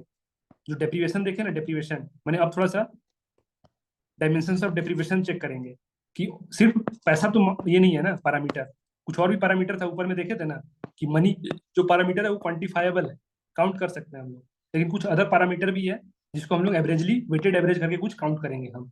तो उस बेसिस में जो पॉवर्टी काउंट होता है multidimensional poverty index, back to back 2 साल पूछा ओपीएससी यहाँ से। ठीक है, और ऐसा मत सोचना कि नहीं पूछेगा, पॉवर्टी बहुत इंपॉर्टेंट है, जब क्वेश्चन उसको नहीं मिलेगा तो रिपीट भी मारेगा वो। मल्टी डायमेंशनल पॉवर्टी इंडेक्स उसी बेसिस को डिफरेंट डिफरेंट डायमेंशंस के बेसिस पे जो है मल्टी डायमेंशनल पॉवर्टी इंडेक्स निकाला जाता है। कौन निकालता है? नाम याद रखो, यूनाइटेड नेशन डेवलपमेंट प्रोग्राम। और उसके साथ मिलकर कौन नीति निकालता है? आयोग। अरे वो नीति आयोग इसी का इंडिया वर्जन निकालता है, ये ग्लोबल लेवल पे है, ये ग्लोबल है ये, ठीक है। इसी का इंडिया वर्जन जो है, ये global multi dimensional poverty index जो है, अभी देखेंगे। तुम बोले नीति आयोग भी निकालता है, लेकिन वो इंडिया लेवल पे, इंडिया वर्जन है वो पॉवर्टी इंडेक्स, ठीक है। तो ये यूएनडीपी निकाल रहा है, और कौन निकाल रहा है? Oxford poverty and human development initiative, ये एक है, ठीक है, वो इंस्टीट्यूट है, वो निकाल रहा है मिलके यूएनडीपी के साथ। क्या करना है यहाँ? अभी तक हम क्या देखे? कंजम्पशन एक्सपेंडिचर की कोई पैसा क्वांटिफाइबल कुछ नंबर बोल रहे हैं, और ये नंबर के ऊपर जो भी ये गरीब है उसके ऊपर हिसाब से ये कर रहे हैं। यहाँ पे क्या है कि बहुत सारा पैरामीटर चेक करेगा, सिर्फ पैसा नहीं, पैसा सिर्फ पैरामीटर नहीं। ये लोग पैसा देख लिए, अब ये देखेगा क्या? Multi dimensional. क्या क्या है मल्टी डायमेंशनल? तो देखेगा health, education, standard of living क्या है, वो सब देखेगा ये। तो हेल्थ में भी क्या, टोटल 10 इंडिकेटर है इनके पास। डायरेक्ट क्वेश्चन आता है कि कितना इंडिकेटर है, ठीक है। टोटल 10 इंडिकेटर है, health, education, standard of living. हर किसी को वेटेज सेम है, 1/3 1/3 1/3 वेटेज है, ठीक। हेल्थ में न्यूट्रिशन देखता है, अगर कोई अंडर नरिश्ड है, एज मैंने 70 साल से कम कोई आदमी अंडर नरिश्ड है तो काउंट करेगा, उसको स्कोर देगा एक। कैसे निकालते हैं इंपॉर्टेंट नहीं है, किस ग्राउंड पे निकालते हैं वो इंपॉर्टेंट है। हेल्थ देखा, हेल्थ में न्यूट्रिशन चेक करेगा कि इंडिविजुअल में अंडर नरिश्ड तो नहीं ना है वहाँ का इंडिविजुअल, ठीक है, उस फैमिली में या फिर उस घर में, ठीक है। फिर चाइल्ड मोर्टेलिटी देखेगा कि एज अंडर 18 कोई अगर डाई हुआ है बच्चा तो उसको चाइल्ड मोर्टेलिटी में काउंट करेगा उस फैमिली में, और काउंट करेगा उसको उस हिसाब से डेप्रीवेशन में। फिर एजुकेशन बेसिस पे क्या बोलेगा? ईयर ऑफ स्कूलिंग, कि एटलीस्ट 6 साल स्कूल किया है कि नहीं, एटलीस्ट 6 साल स्कूल गया है कि नहीं, ठीक। और क्या? School attendance up to class 8, class 8 तक स्कूल अटेंडेंस मैंने प्रेजेंट मैंने स्कूल गया है कि नहीं क्लास 8 तक, वो चेक करेगा। कौन कर रहा है check? Multidimensional poverty index. और क्या देखता है? स्टैंडर्ड ऑफ लिविंग देखता है लोगों का, कि मैंने उस फैमिली का स्टैंडर्ड ऑफ लिविंग क्या है। कुकिंग जो कुकिंग ऑयल है, कुकिंग फ्यूल है, वो कैसा है, ठीक है। मैंने सिलेंडर यूज कर रहा है कि चारकोल यूज कर रहा है कि लकड़ी यूज कर रहा है कि गोबर का जो ये चिपला होता है वो यूज कर रहा है, क्या किस टाइप का कुकिंग फ्यूल है। सैनिटेशन किस तरीके का है, अपना खुद का घर में है कि पड़ोसी का घर यूज कर रहा है। ड्रिंकिंग वाटर है कि नहीं, इलेक्ट्रिसिटी उसके घर में है कि नहीं, ये सब चेक करता है। पैरामीटर है ये, 10 पैरामीटर पे चेक होता है, 6 तो यहीं पे है और 2 इनके हो गए, ठीक। अब ये अगर याद कर लिए अभी, मतलब किसी भी कारण से याद अभी अगर कर लिए, तुमको फायदा मैं बता रहा हूँ कहाँ पे होने वाला है। सोसाइटी में एक चैप्टर है, वहां पे भी पॉवर्टी है, ठीक है। और पेपर टू जीएस पेपर 2 में सोशल जस्टिस में पॉवर्टी है, ठीक है। सोशल जस्टिस में पेपर 2 में है, सोशल जस्टिस में पॉवर्टी। तो जब पॉइंट आएगा ना लिखने के लिए, तो यही सब लिख के आना, एक एक पॉइंट, कि गरीबी के कारण से न्यूट्रिशन का दिक्कत होता है, चाइल्ड मोर्टेलिटी हाई रहता है, ईयर ऑफ स्कूलिंग, बच्चे स्कूल अटेंड नहीं कर पाते हैं, ठीक है। ये सब लिख के आना, पॉइंट में सोचना नहीं पड़ेगा, अगर याद कर लेते हो तो। बात बाकी तो प्रीलिम्स के लिए कह ही रहा हूँ कि 10 इंडिकेटर है, 10 इंडिकेटर है, ठीक है। और कौन कर रहा है पब्लिश, ये दोनों याद रखना। 3-4 बार पढ़ोगे तो ये सभी रटा जाएगा, ठीक। मल्टी डायमेंशनल ग्लोबल लेवल पे निकाला जा रहा है, 10 इंडिकेटर है इनके। अगर अगर डिप्राइव्ड हो गए किसी 3 ग्राउंड पे, मतलब ये 10 इंडिकेटर में से किसी 3 ग्राउंड में अगर डिप्राइव्ड हो गए, किसी 3 ग्राउंड में डिप्राइव्ड हो गए, तो काउंट कर लेगा ये बॉडी, काउंट कर लेगा कि ये फलाना आदमी एमपीआई में पॉवर्टी, मल्टी डायमेंशनली पॉवर्टी मैंने गरीब है, पुअर है, किसी 3 पैरामीटर में। कहने का मतलब एक घर में गया, वहां पे पूछा कि आपके घर में मैंने कोई अंडर नरिश्ड है, तो नहीं। कोई चाइल्ड मोर्टेलिटी हुआ 18 साल से कम बच्चे का, तो नहीं। एजुकेशन में तो हाँ गए हैं स्कूल, ठीक है। अटेंडेंस 8 क्लास तक हाँ सब पढ़े हैं। लेकिन यहाँ पे आके अगर वो 3 पैरामीटर में फेल हो गया, ठीक है, तो उसको बोला कि अरे आप तो एमपीआई में आ गए, ठीक है। तो कह रहा है कि if deprived on any 3 parameter out of 10, तो हेड काउंट रेशियो में काउंट हो जाएगा गरीब में वो, as per multidimensional poverty index global level पे। और इन सब का जो जो भी मैंने जैसे बोल रहे हैं कि कुछ भी जो इन सब का जो परसेंटेज निकालेगा, जैसे मान लेते हैं कि 5 में से 10 हो गया, ठीक है। अब इनका परसेंटेज निकाला 50%, ठीक है। तो वो इंटेंसिटी बताएगा कि ये फैमिली जो है 50% एमपीआई में है। तो जो परसेंटेज निकाल रहे हैं तो उससे इंटेंसिटी पता चल रहा है। और पैरामीटर में जो जितना पैरामीटर में 3 पैरामीटर से कुछ भी मैंने फेल हो गए, 3 पैरामीटर से ज्यादा में फेल होगा तो वो हेड काउंट रेशियो में काउंट हो जाएगा, वो गरीब है बोल के। हम लोग क्या देख रहे थे पहले भी, हम लोग यही कर रहे थे कि मनी को पैरामीटर लिए, उसमें भी हम लोग क्या चूज किए, कंजम्पशन, ठीक, और बोले कि एक पॉवर्टी लाइन निकाल दिए, पॉवर्टी लाइन निकाल दिए, उसमें हम लोग क्या कर रहे थे कि हेड काउंट निकाल रहे थे और प्लस एक जगह पे पॉवर्टी गैप निकाल रहे थे इंटेंसिटी के लिए। यहाँ पे भी वही चीज किया जा रहा है इनडायरेक्टली, क्योंकि ये सब्जेक्टिव चीज है तो बहुत सारा पैरामीटर को देखना पड़ रहा है। वहाँ पे ऑब्जेक्टिव चीज था तो हम लोग क्या कर रहे थे, सिर्फ मॉनिटरी बेसिस पे हम लोग काउंट कर ले रहे थे, ठीक है। तो ये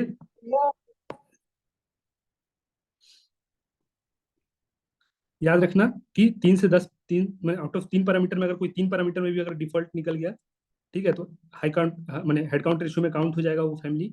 और उसका इंटेंसिटी निकालने के लिए क्या करेगा कि जो भी जैसे आउट ऑफ 8 है, आउट ऑफ 7 आउट ऑफ 10 है, तो 3 में तो फॉल्ट मार गया है, 70% उसका एमपीआई में काउंट होगा, मतलब कि वेटेड एवरेज में 70% काउंट करेगा वो। फिर धीरे धीरे सर्वे का जो सैंपल होता है 5,000, 10,000, 20,000, तो वैसा अलग अलग पैरामीटर है। बस तुम इतना याद रखो कि परसेंटेज जो काउंट होगा वो इंटेंसिटी बताएगा, और 3 में से 10 अगर या जो भी कोई डिप्राइव्ड ऑन 3 on 10 मिनिमम 3 में अगर निकल गया डिफॉल्ट तो हेड काउंट रेशियो में काउंट हो जाएगा वो।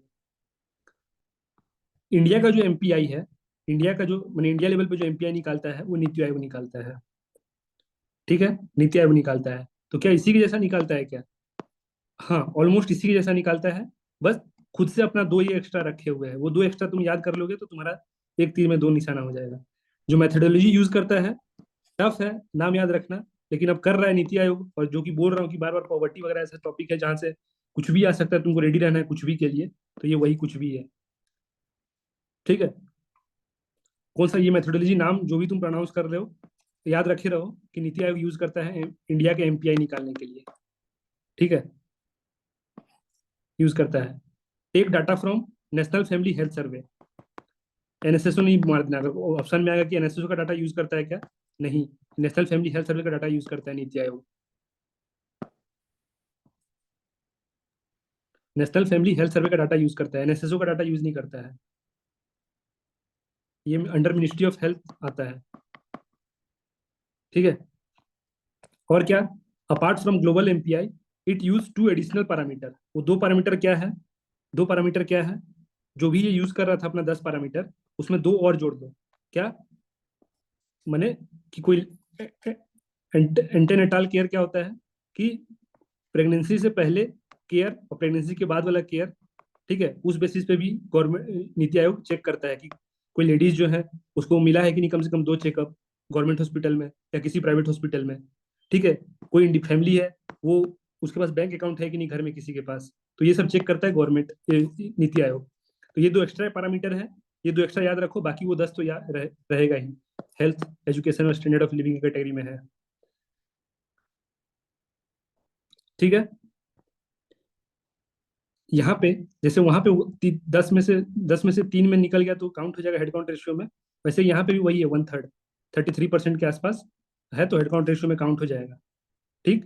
कैलकुलेट, और वैसे ही एवरेज कैलकुलेट करके परसेंटेज टाइप में यहाँ पे बताएंगे कि इंटेंसिटी क्या है पॉवर्टी का, सेम वही ऊपर टाइप में ही जैसा है, ठीक है। ये नीति आयोग निकालने का तरीका ये है। अब कितना पढ़ना है क्या पढ़ना है देखो, अब इसको सॉल्व करो, सॉल्व नहीं करो क्योंकि इसको मैं सॉल्व कर दिया इसलिए कि ये फैक्चुअल पूछा था। और मैं एक चीज में पैटर्न नोटिस कर रहा हूँ कि ओपीएससी कॉपी पेस्ट जो करता है उसको चेंज नहीं करता है, मतलब ऐसा डिटेल फैक्चुअल चीज 32.59 19.28 यूपीएससी इसको डेफिनेटली गलत कर देता, लेकिन ओपीएससी नहीं करता है, ये फैक्ट।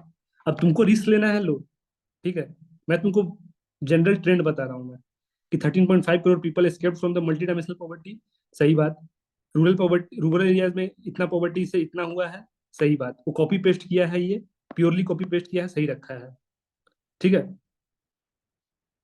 डीप डिटेल ये था 2023 का, ये था डाटा था 2023 में पब्लिश हुआ था, उसी का डाटा है नीति आयोग का मल्टी डायमेंशनल पॉवर्टी इंडेक्स का, ठीक है। यहाँ पे नॉट पूछा था तो ये बिहार नहीं था, यूपी था ये, और ये 107 नहीं समथिंग 800 या 700 डिस्ट्रिक्ट है इंडिया में टोटल, तो ये तो ऐसे भी गलत हो जाएगा ये, ठीक है। 700 या 800 डिस्ट्रिक्ट है तो नॉट पूछा था तो 3 और 4 होगा इसका आंसर। एक हो गया, यहाँ पे मल्टी डायमेंशनल पूछ लिया, एक यहाँ पे पूछ लिया, ये वाला करो, मत करो ये, गेस करो ये, क्योंकि गेस ही कर पाओगे ये हर साल। देखो अभी अगर मान लेते हैं तुम्हारा प्रीलिम्स से पहले अगर ये हो गया ना नीति आयोग का मल्टी डायमेंशनल पॉवर्टी इंडेक्स, तो एक्सपेक्ट करना कि पूरा फैक्ट उठ के आएगा वहां से। ठीक है, बताओ कौन सा होगा। केरला। और कोई? Sir B Kerala. केरला, केरला। ठीक है, एमपीआई पे दिखा दिया, 2022 में पूछा, 2023 में भी पूछा। ये पुराना डिटेल, पुराना डाटा 2021 वाला डाटा से 2022 में पूछा, और 2023 में पूछा है 2023 वाला डाटा से। मतलब ये तुमको ये भी बता दे रहा हूँ कि ये जो डाटा आया था, ठीक है, मतलब विद इन 15 डेज के अंदर में ही पूछा था ये, क्योंकि मैं आज ही चेक कर रहा था इसका ये, क्योंकि जो पीडीएफ है उसमें मेरे पास जो आंसर की है उसमें डेट भी लिखा हुआ है कि कौन से किस डेट पे प्रीलिम्स हुआ था। तो वहीं पे चेक कर रहा था मैं, इसका डेट जो था 15 अक्टूबर, 15 या 26 अक्टूबर को तुम्हारा एग्जाम था, और इसका डाटा रिलीज हुआ है शायद अक्टूबर 1 या 2 को। ठीक है, इतना मुझे रिसेंट डाटा भी पूछ ले रहा है यूपीएससी। लेकिन डाटा पूछेगा और इतना डीप डिटेल में है, समझना कि वो सही रखा होगा। ठीक है, और ये देखो, ये इसलिए भी गलत था ना कि मतलब तुम कहीं जगह पढ़ रहे हो इतना, ठीक है, मतलब पढ़ रहे हो मल्टीपल सोर्सेस से, बहुत जगह से, बैक ऑफ माइंड में तुम्हारा रहेगा। अब पता नहीं तुम्हारे रहेगा कि नहीं, तुम कितना पढ़े हो नहीं। मुझे ये देख के दिख रहा है कि अप्रोक्स 700 के 650, एक टाइम में 650 था डिस्ट्रिक्ट, बढ़ के 700 हुआ होगा, बहुत से बहुत 800 हुआ होगा, 1075 नहीं पहुंचेगा डिस्ट्रिक्ट। ठीक है, तो कर सकते हैं लॉजिकली वैसे भी, लेकिन अगर ऐसा टाइप का डिटेल है तो ये मोस्ट प्रोबेबली है कि वन, अगर इतना डीप डिटेल पूछ रहा है, परसेंटेज ये सब दे रहा है, तो ओपीएससी सही रखता है, यूपीएससी गलत कर देता है। तुम रिस्क लेना तुम्हारा काम है, तुम लोगे लेना, नहीं लोगे मत लेना। अगर सफिशिएंट अटेंड हो गया है फिर रिस्क मत लेना। ये बताओ, ये शायद इसी साल का है, मतलब लास्ट ईयर का। Sir B sir. क्या? Sir B. बी, बी सही है, बी। यहाँ से हरियाणा निकाल देते, ग्रीन रिवोल्यूशन की वजह से हरियाणा निकाल देते, यहाँ से आंध्रा निकाल देते, यहाँ तो सारा इंडस्ट्री मिनरल्स वगैरह सब है, यहाँ से हरियाणा निकाल देते, आंसर पहुंच जाते बी। ठीक है, ये भी 2024 का है ये।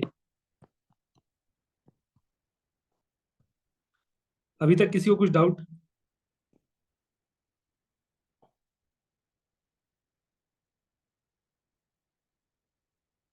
समझ में आ रहा है क्या पढ़ रहे हैं?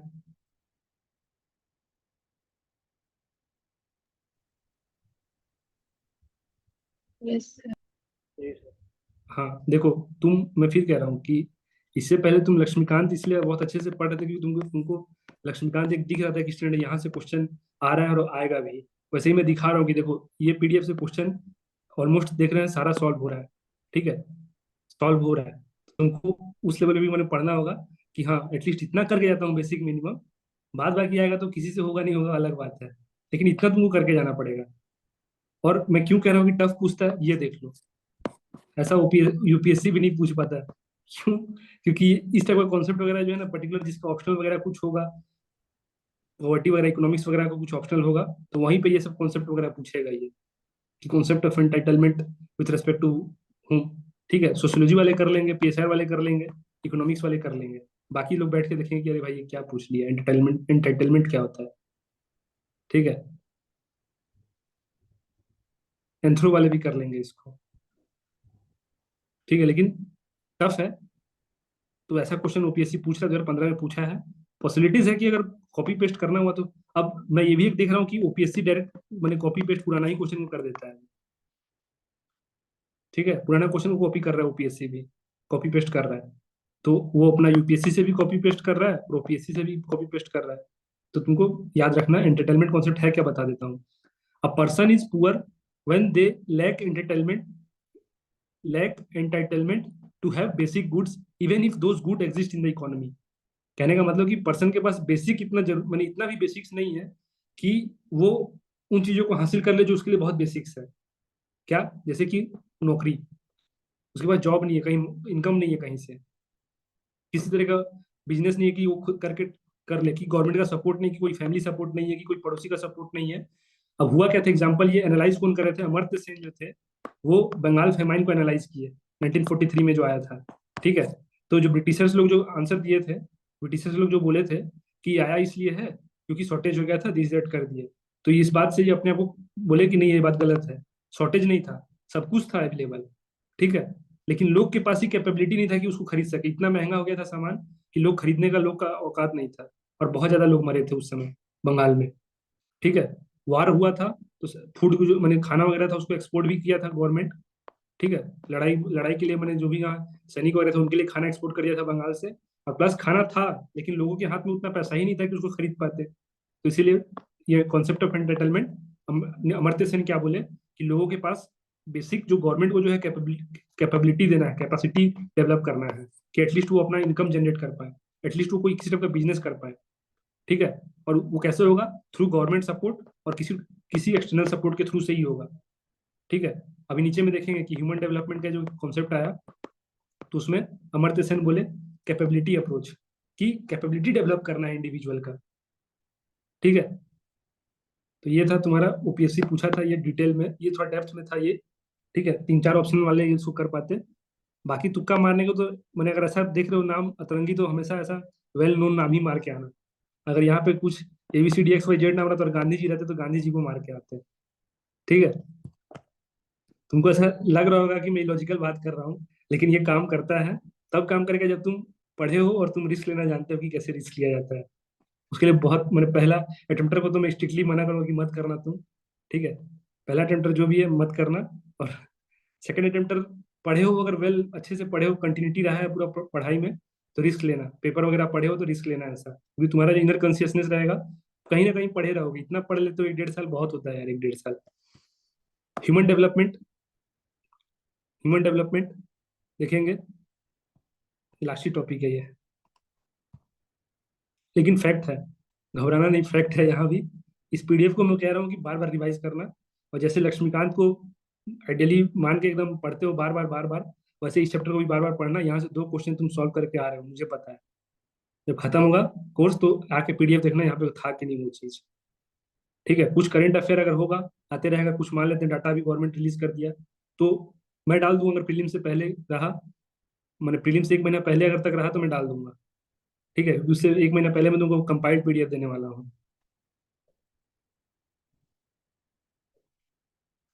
Human development, human development 4 pillar identified UNDP. Human development का यूएनडीपी जो था 4 पिलर आइडेंटिफाई किया कि इक्विटी होना चाहिए।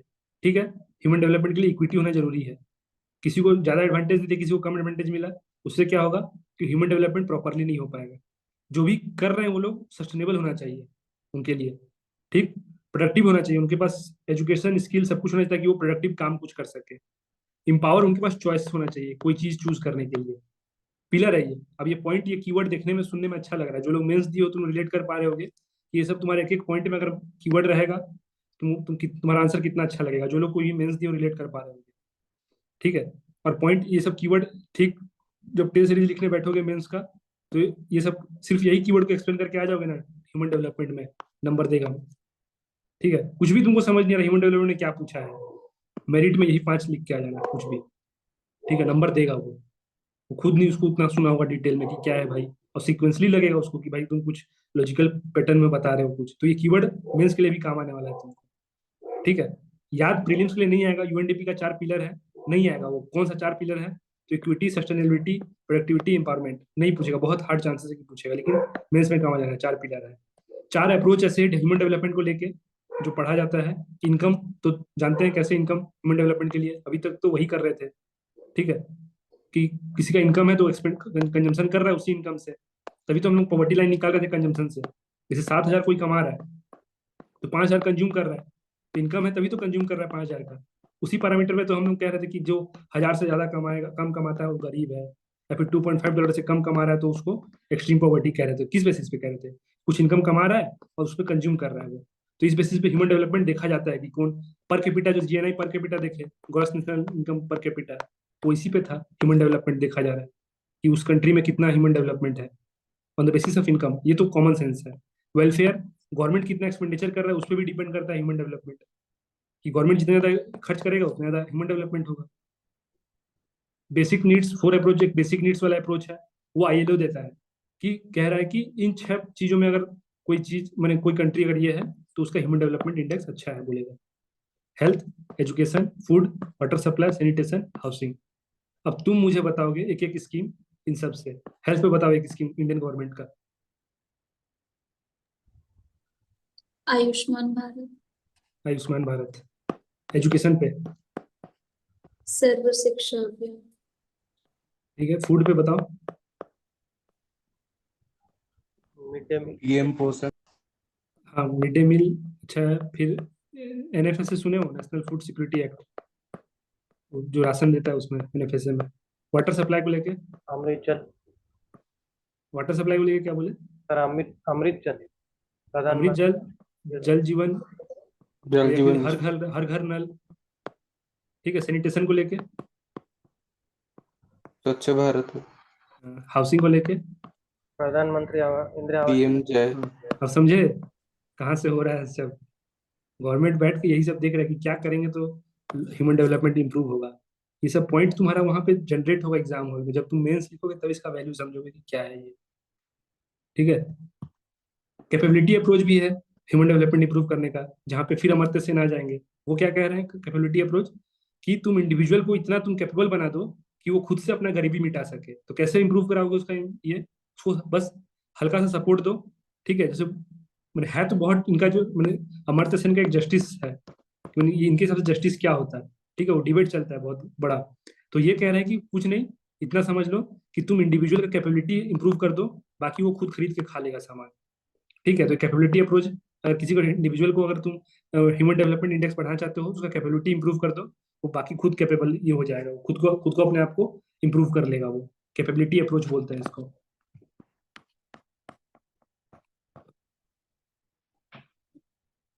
ठीक है, अच्छा बस एक ऐसे रिवीजन क्वेश्चन पूछ रहा हूँ।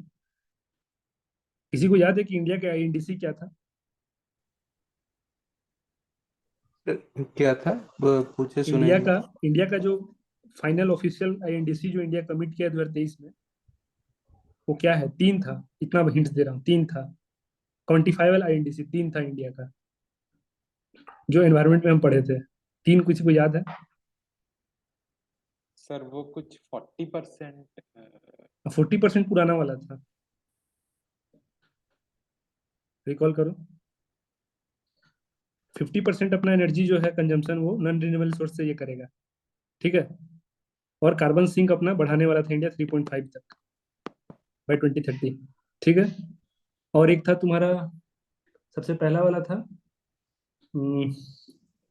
3 था, एक दो हो गया, जो जो जो एक था रिन्यूएबल एनर्जी सोर्स करेगा, और एक था GDP का अपना 45% है। ठीक है, 45% अपना GDP का इमिशन रिडक्शन करेगा ये। ठीक है, तो अभी क्या कल कल क्या न्यूज आया है कि जो इंडिया को अचीव करना था 2030 में, वो 2025 में ही उसमें से एक INDC इंडिया अचीव कर लिया है। कल न्यूज आया था, तो ये फैक्ट याद रखना। ठीक है, कल न्यूज आया है कि इंडिया को जो अपना दूसरा जो INDC था इंडिया का क्वांटिफाइबल INDC, टोटल इंडिया का 8 INDC है। ठीक है, उसमें से 5 जो है वो हवाबाजी वाला है कि इंडिया ग्रीन एनर्जी की ओर बढ़ेगा। ठीक है, समाज सस्टेनेबल एनर्जी का ये करेगा, वो सब लिखा हुआ है, वो सब तुम रिलेट कर लोगे। जो 3 क्वांटिफाइबल जो फैक्ट है वो इस बेसिस पे है कि अपना इमिशन रिडक्शन करेगा 45% GDP का, और 50% जो है energy renewable non renewable source जो है, सॉरी 50% जो है अपना वो non renewable fuel, sorry renewable fuel source से ये कंज्यूम करेगा। हाँ, रिन्यूएबल सोर्स से 50% कंज्यूम करेगा, और एक था कि अपना जो कार्बन सिंक है 3.5 बिलियन टन कंज्यूम करेगा। ठीक है, तो इंडिया इसको अचीव कर लिया 2025 में ही, जो कि 2023 में कंज्यूम करना था। बहुत बड़ी बात है ये। ठीक है, बहुत बड़ी बात है। ठीक है, तो इसको याद रखना कि इंडिया अचीव कर लिया 2025 में ही।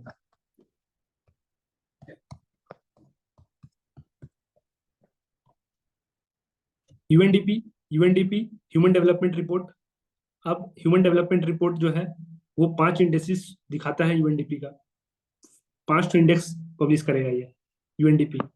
क्या क्या? Human development index, inequality adjusted index, इसी का मैंने एक रेफरेंस आगे है, एक कदम।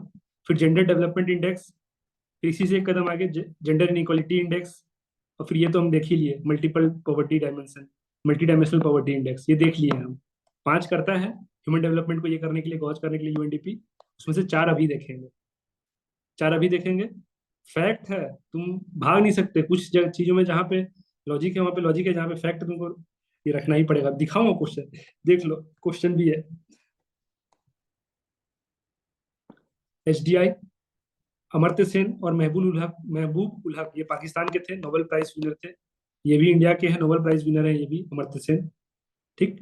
ह्यूमन डेवलपमेंट इंडेक्स, ये लोग ह्यूमन डेवलपमेंट कैसे, किस बेसिस पे काउंट करेंगे। देखिए, मल्टी डायमेंशनल पॉवर्टी इंडेक्स क्या था, सब्जेक्टिव चीज है, हेल्थ पे, ये पे, वो पे, अलग अलग 10 पैरामीटर पे निकाल रहे थे हम लोग। ठीक। वैसे ह्यूमन डेवलपमेंट भी निकालने के लिए कुछ ऐसा नहीं कि बोल दे कि हाँ इतना समथिंग ये कर लिए तो हो गया। इसमें भी वही मल्टी एमपीआई टाइप में ही हेल्थ है, एजुकेशन है, स्टैंडर्ड लिविंग है। ठीक है, लेकिन इनका पैरामीटर थोड़ा थोड़ा अलग है, थोड़ा थोड़ा अलग है। ठीक है, ये जो चीज देख रहे हो यहाँ पे, यही चीज यहाँ पे भी था, एमपीआई में भी था, ग्लोबल एमपीआई में। ठीक है, इनका कुछ अलग पैरामीटर था और इनका कुछ अलग है उसी वे पे। हेल्थ पे ये life expectancy at the birth, life expectancy at the birth पहले था 58%, आज के डेट में 72% हो गया, सॉरी 72 हो गया एज, लाइफ एक्सपेक्टेंसी।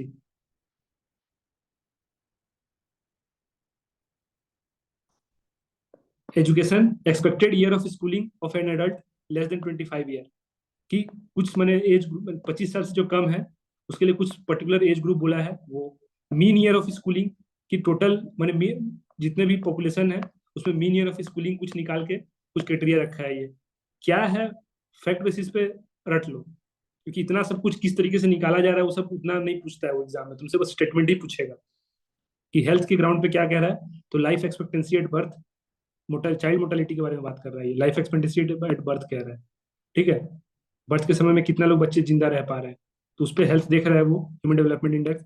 एजुकेशन में स्कूलिंग की एक्सपेक्टेड ईयर ऑफ स्कूलिंग जो है वो कितना रह रहा है, लेस देन 25 ईयर वाले एडल्ट का। स्टैंडर्ड ऑफ लिविंग में बस जीएनआई निकाल रहा है, gross national income per capita, ये तो हम देख लिए, ये वर्ल्ड बैंक निकाल ही रहा था। ये ध्यान देने वाला क्या बात है कि इंडिया इसमें रैंक, अभी रिसेंटली मई में आया है डाटा, मई मंथ में पब्लिश हुआ है ये data. India rank 130 out of 193 countries. ये फैक्ट कहाँ पे काम आने वाला है, मेंस में डायरेक्ट कोट कर सकते हो, जो कि तुम्हारा कब होगा मेंस पता नहीं, लेकिन याद रहा और पढ़ते रहे प्रीलिम्स के लिए, तो हो सकता है कि इत्तेफाक से वहाँ पे प्रेजेंट हो जाए। अगर मान लेते हैं, एज्यूम करते हैं कि एक बार तुम्हारा मेंस टेस्ट सीरीज में यही क्वेश्चन पूछ दिया कि ह्यूमन डेवलपमेंट इंडेक्स के कुछ पूछ लिया, तुमको रिकॉल करते रहे कि क्या था क्या था क्या था, अगली बार घर पे आके देखे, याद रह जाएगा, 2-3 मेंस के लिए याद रह जाएगा ये। तो वैसा भी हो सकता है, इसलिए यहाँ पे मेंशन है, रिसेंट डाटा है, याद रखना। वैल्यू जो था इतना था, मीडियम ह्यूमन डेवलपमेंट कैटेगरी में इंडिया है। हाँ, ये चीज याद भले नहीं रहे प्रीलिम्स के लिए, टफ काम है, लेकिन ये ध्यान रखना कि इंडिया जो है medium human development index category में आ रहा है। मीडियम, इंडिया हाई में काउंट होगा। अभी इंडिया 0.68 है, द मोमेंट इंडिया 0.70 जंप कर जाएगा, इंडिया का ह्यूमन डेवलपमेंट इंडेक्स जो कैटेगरी है हाई हो जाएगा। ये चीज इंपॉर्टेंट है। ठीक है, at present India medium human development index में ये कैटेगरी आ रहा है, लेकिन द मोमेंट इंडिया जंप करेगा 0.70 तो इंडिया भी काउंट होने लगेगा इसमें। कैटेगराइजेशन, जब जनरलाइजेशन का बात आएगा, कैटेगराइजेशन का बात आएगा, तो वो चीज इंपॉर्टेंट हो जाता है एग्जामिनर पॉइंट ऑफ व्यू से। और जब सोचोगे कि क्यों इतना डिटेल में पूछ रहा है, तो मैं बोलूंगा कि डिटेल में नहीं पूछ रहा है, वो पूछ रहा था लॉजिकली ही, तुम छोड़ के भागे हो। वो ये चीज पूछ लेगा तो मैं बोलूंगा कि टफ है, मैंने याद कौन रखता है उतना फैक्ट्स नंबर वगैरह, टफ बोलूंगा। ठीक है, अनलेस कि तुम मेंस वगैरह में लिख दी हो गलत एक जगह, तो फिर जाके घर पे देखे हो तो तुमको याद रह जाएगा। ठीक, तो ये मीडियम ग्रुप में एट प्रेजेंट है इंडिया। मोस्ट प्रोबेबली मुझे लग रहा है 2026 या 2027, क्योंकि हर साल इंडिया पॉइंट अपना एक इंप्रूव कर ले रहा है ह्यूमन डेवलपमेंट इंडेक्स। तो अभी 0.68 है, मान लेते हैं अगले साल 69 में रहेगा, उसके अगले साल इंडिया अचीव कर लेगा 0.70। ठीक है, तब इंडिया किसमें कैटेगराइज होने लगेगा, हाई ह्यूमन डेवलपमेंट में। ठीक, तो ये है ह्यूमन डेवलपमेंट इंडेक्स निकाल रहा है इन पैरामीटर पे। इसी का एक थोड़ा सा एक्सटेंशन वर्जन है, इनइक्वालिटी को माइनस करने के लिए कह रहा है कि अब इंडिया चारों तरफ से है, नॉर्थ साउथ ईस्ट वेस्ट, ठीक। तो कहीं पे अच्छा है, कहीं पे खराब है। तो ये कह रहा है कि जो जो भी इनइक्वलिटीज है उसको तुम हटा लो, इनइक्वलिटीज जो है उसको तुम माइनस करके निकालो, तो उसी को बोलेंगे इनइक्वलिटी एडजस्टेड इंडेक्स। बस इतना याद रखो। कौन निकाल रहा है? UNDP, inequality adjusted index. इसका कोई रैंक वैंक नहीं देता है, ठीक है। रैंक किसका आ रहा है? इसका रैंक कोई नहीं आ रहा है। इनइक्वलिटी एडजस्टेड इंडेक्स, वैल्यूज वगैरह है 0.4 समथिंग, ये वो है। इनइक्वलिटी का बात आ रहा है तो वैल्यूज वगैरह कुछ होगा, लेकिन रैंक वगैरह पब्लिश नहीं होता है इसका। जेंडर डेवलपमेंट इंडेक्स क्या बता रहा है कि जो, अब देखो यहाँ पे क्या था कि ओवरऑल ह्यूमन का बात कर रहा था, ह्यूमन का, कि ह्यूमन का क्या है, कितना इंडेक्स है, कितना अच्छे से कंट्री को ट्रीट कर रहा है अपना, किस तरीके से ग्रोथ हो रहा है, वो सब यहाँ पे आ गया कि ह्यूमन में मेल फीमेल आएंगे, ठीक। तो female with respect to male क्या है, तो gender development index. India is in bottom group, ये इंपॉर्टेंट है। जब कैटेगराइजेशन का बात होगा हमेशा ध्यान देना, रट लेना इस चीज को। कैटेगरी पूछेगा वो तुमसे ज्यादा, फैक्ट में अगर अच्छा एग्जामिनर हुआ तो वो कैटेगरी पूछेगा वो तुमसे। वो रैंक वैंक, इसका भी रैंक नहीं आता है, बता दे रहा हूँ, इसका भी रैंक नहीं आता है, ठीक है। Female divided by male human development index, India bottom group में है। इंडिया का जो परफॉर्मेंस है, ठीक है, पहले बहुत वाइडर गैप था दोनों में, अभी भी जो ग्राफ इसका है इस तरीके से है। मैंने जब से इंडिपेंडेंस हुआ है इंप्रूव कर रहा है ये में इंडिया, लेकिन दोनों के बीच में गैप अभी भी है, ठीक है। इंप्रूव कर रहे हैं, मैंने फीमेल का भी मैंने कंडीशन इंप्रूव हो रहा है, मेल का भी कंडीशन इंप्रूव हो रहा है, लेकिन वही इनइक्वलिटी वाला जो गैप है अभी भी है। जेंडर इनइक्वलिटी इंडेक्स, इनइक्वलिटी कह रहा हूँ मैंने, जैसे बोलते हैं ना कि एक घर में एक लड़का एक लड़की है, तो दोनों के बीच में जो पेरेंट्स का जो ये रहता है, वो दोनों को पढ़ रहे हैं, दोनों को ठीक उतना उसी रेंज में मैंने ग्रोथ हो रहा है दोनों का। अब जेंडर इनइक्वलिटी इंडेक्स क्या है? On the basis of health, empowerment, labour market. अब किस कॉन्टेक्स्ट में ये इंपॉर्टेंट हो गया? इंपावरमेंट कॉन्टेक्स्ट में। ये देखता है दो चीज, एक कि पॉलिटिकली कितना इंपावर है तुम। तो इंडिया नारी शक्ति बिल लाया है, उस कॉन्टेक्स्ट में इंडिया का जो नेक्स्ट आने वाला है उसमें अगर नारी शक्ति बिल 2026 से काउंट हुआ तो इंडिया इंडिया इसमें बहुत अच्छा करने वाला है, करेगा, बहुत अच्छा करेगा। 33% रिजर्वेशन मायने रखता है, पॉलिटिकल इंपावरमेंट, ठीक है। इंडिया अभी रिसेंट लास्ट डाटा जो 2022 का है, ये अभी आएगा 25 में, तो वो 25 में तो नहीं ये करेगा कि 2026 से बोला इंडिया की इम्प्लीमेंट करने वाला है नारी शक्ति बिल, 2025, हाँ 2026 से। India performing better than the global average, इसमें क्या है कि जो ग्लोबल एवरेज है उसमें इंडिया बेटर परफॉर्म कर रहा है, मतलब ये फैक्ट तुम्हारे लिए बहुत इंपॉर्टेंट हो गया।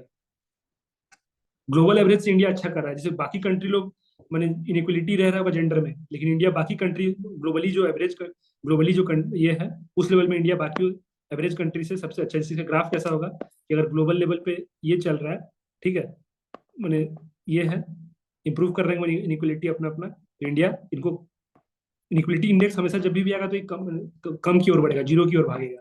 इनइक्वलिटी कम हो रहा है ना, तो जैसे ग्लोबली ये बढ़ेगा धीरे धीरे इनइक्वलिटी, तो इंडिया अपना जो है, पहले से जब स्टार्ट हुआ था तो इंडिया बहुत खराब इनइक्वल था, on the basis of gender बहुत इनइक्वल था, लेकिन अब ग्लोबल लेवल पे इंडिया क्रॉस कर चुका है, इनको कम होते जा रहा है इनइक्वलिटी, और इनइक्वलिटी यहाँ पे है, जीरो यहाँ पे है।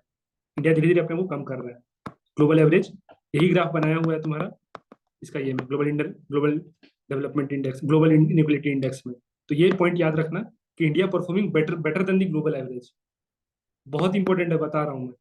Lower the global inequality index, sorry gender inequality index value shows the better performance. 0.43 है, 0.3 होगा, 0.2 होगा, तो मतलब परफॉर्मेंस अच्छा चल रहा है। इंडिया का रैंक ये देख लो 108, याद रहा तो ठीक, नहीं रहा तो कोई बात नहीं, फैक्ट है, क्या कर सकते हैं। क्वेश्चन देखो अब, बताओ।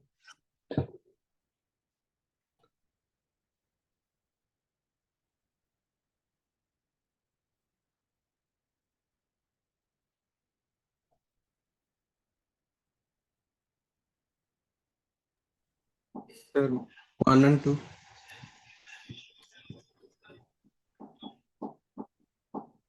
और कोई?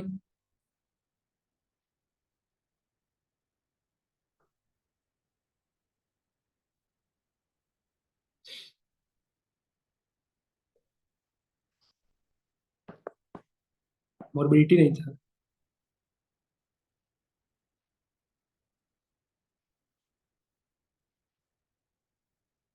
कायदे से तो GNI लिखना था इसको,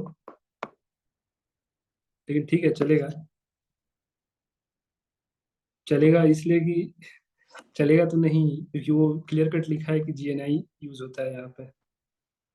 नेशनल इनकम मैंने इनकम फ्रॉम एब्रोड भी काउंट होता है, GDP में इनकम फ्रॉम एब्रोड थोड़ी काउंट होता है रियल GDP में। ठीक है, OPSC 2020 में पूछा था ये। इसका answer 1 and 2। Life expectancy at birth, ये देखो, ठीक, मॉर्बिडिटी का बात नहीं हुआ था हेल्थ में, और ये वाला होता है, इसको वो GDP कर दिया है वो। कायदे से GNI होना चाहिए था वहां पर। 1 and 2 एज्यूम करना। ये करो, ये which of the following indicator is not used.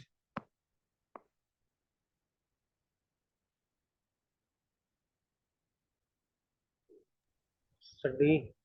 Sir social इन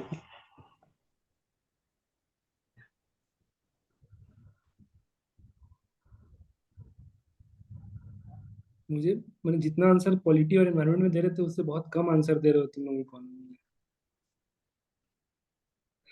अगर इससे पहले कुछ भी नहीं पढ़े थे क्या?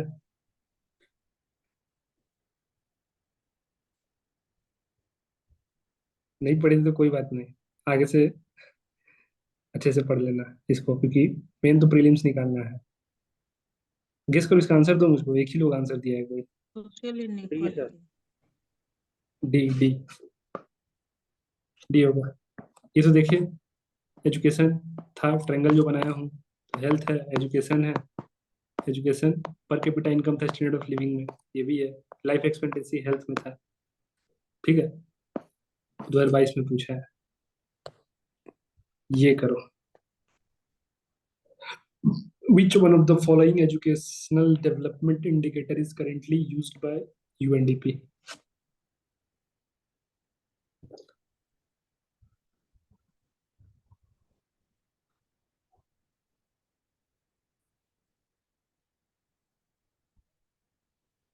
बहुत मैंने सर बी और सी में थोड़ा डाउट लग रहा है, सी थोड़ा आंसर लग रहा है। ठीक है, ये रिवीजन करने से आ जाएगा। अभी हम लोग देखे थे mean year D schooling sir. बोले थे। जी सर सी। मीन ईयर स्कूलिंग डायरेक्ट मैंने कीवर्ड से उठाया है। Expected year of schooling of adult less than 25 year, mean year schooling. ठीक है, तो ये था तुम्हारा पॉवर्टी रिलेटेड जितना भी टॉपिक था, तुम देख लिए हो। आप बताओ, किसी को कुछ डाउट है तो पूछो। क्या है कि आज का क्लास पॉवर्टी खत्म हो गया। मेमोराइज करने वाला है फैक्ट, ज़्यादा तो मैं हेल्प नहीं कर सकता इसमें, लेकिन करना तो पड़ेगा। 200 के अंदर आना है ना रैंक। ठीक है, किसी को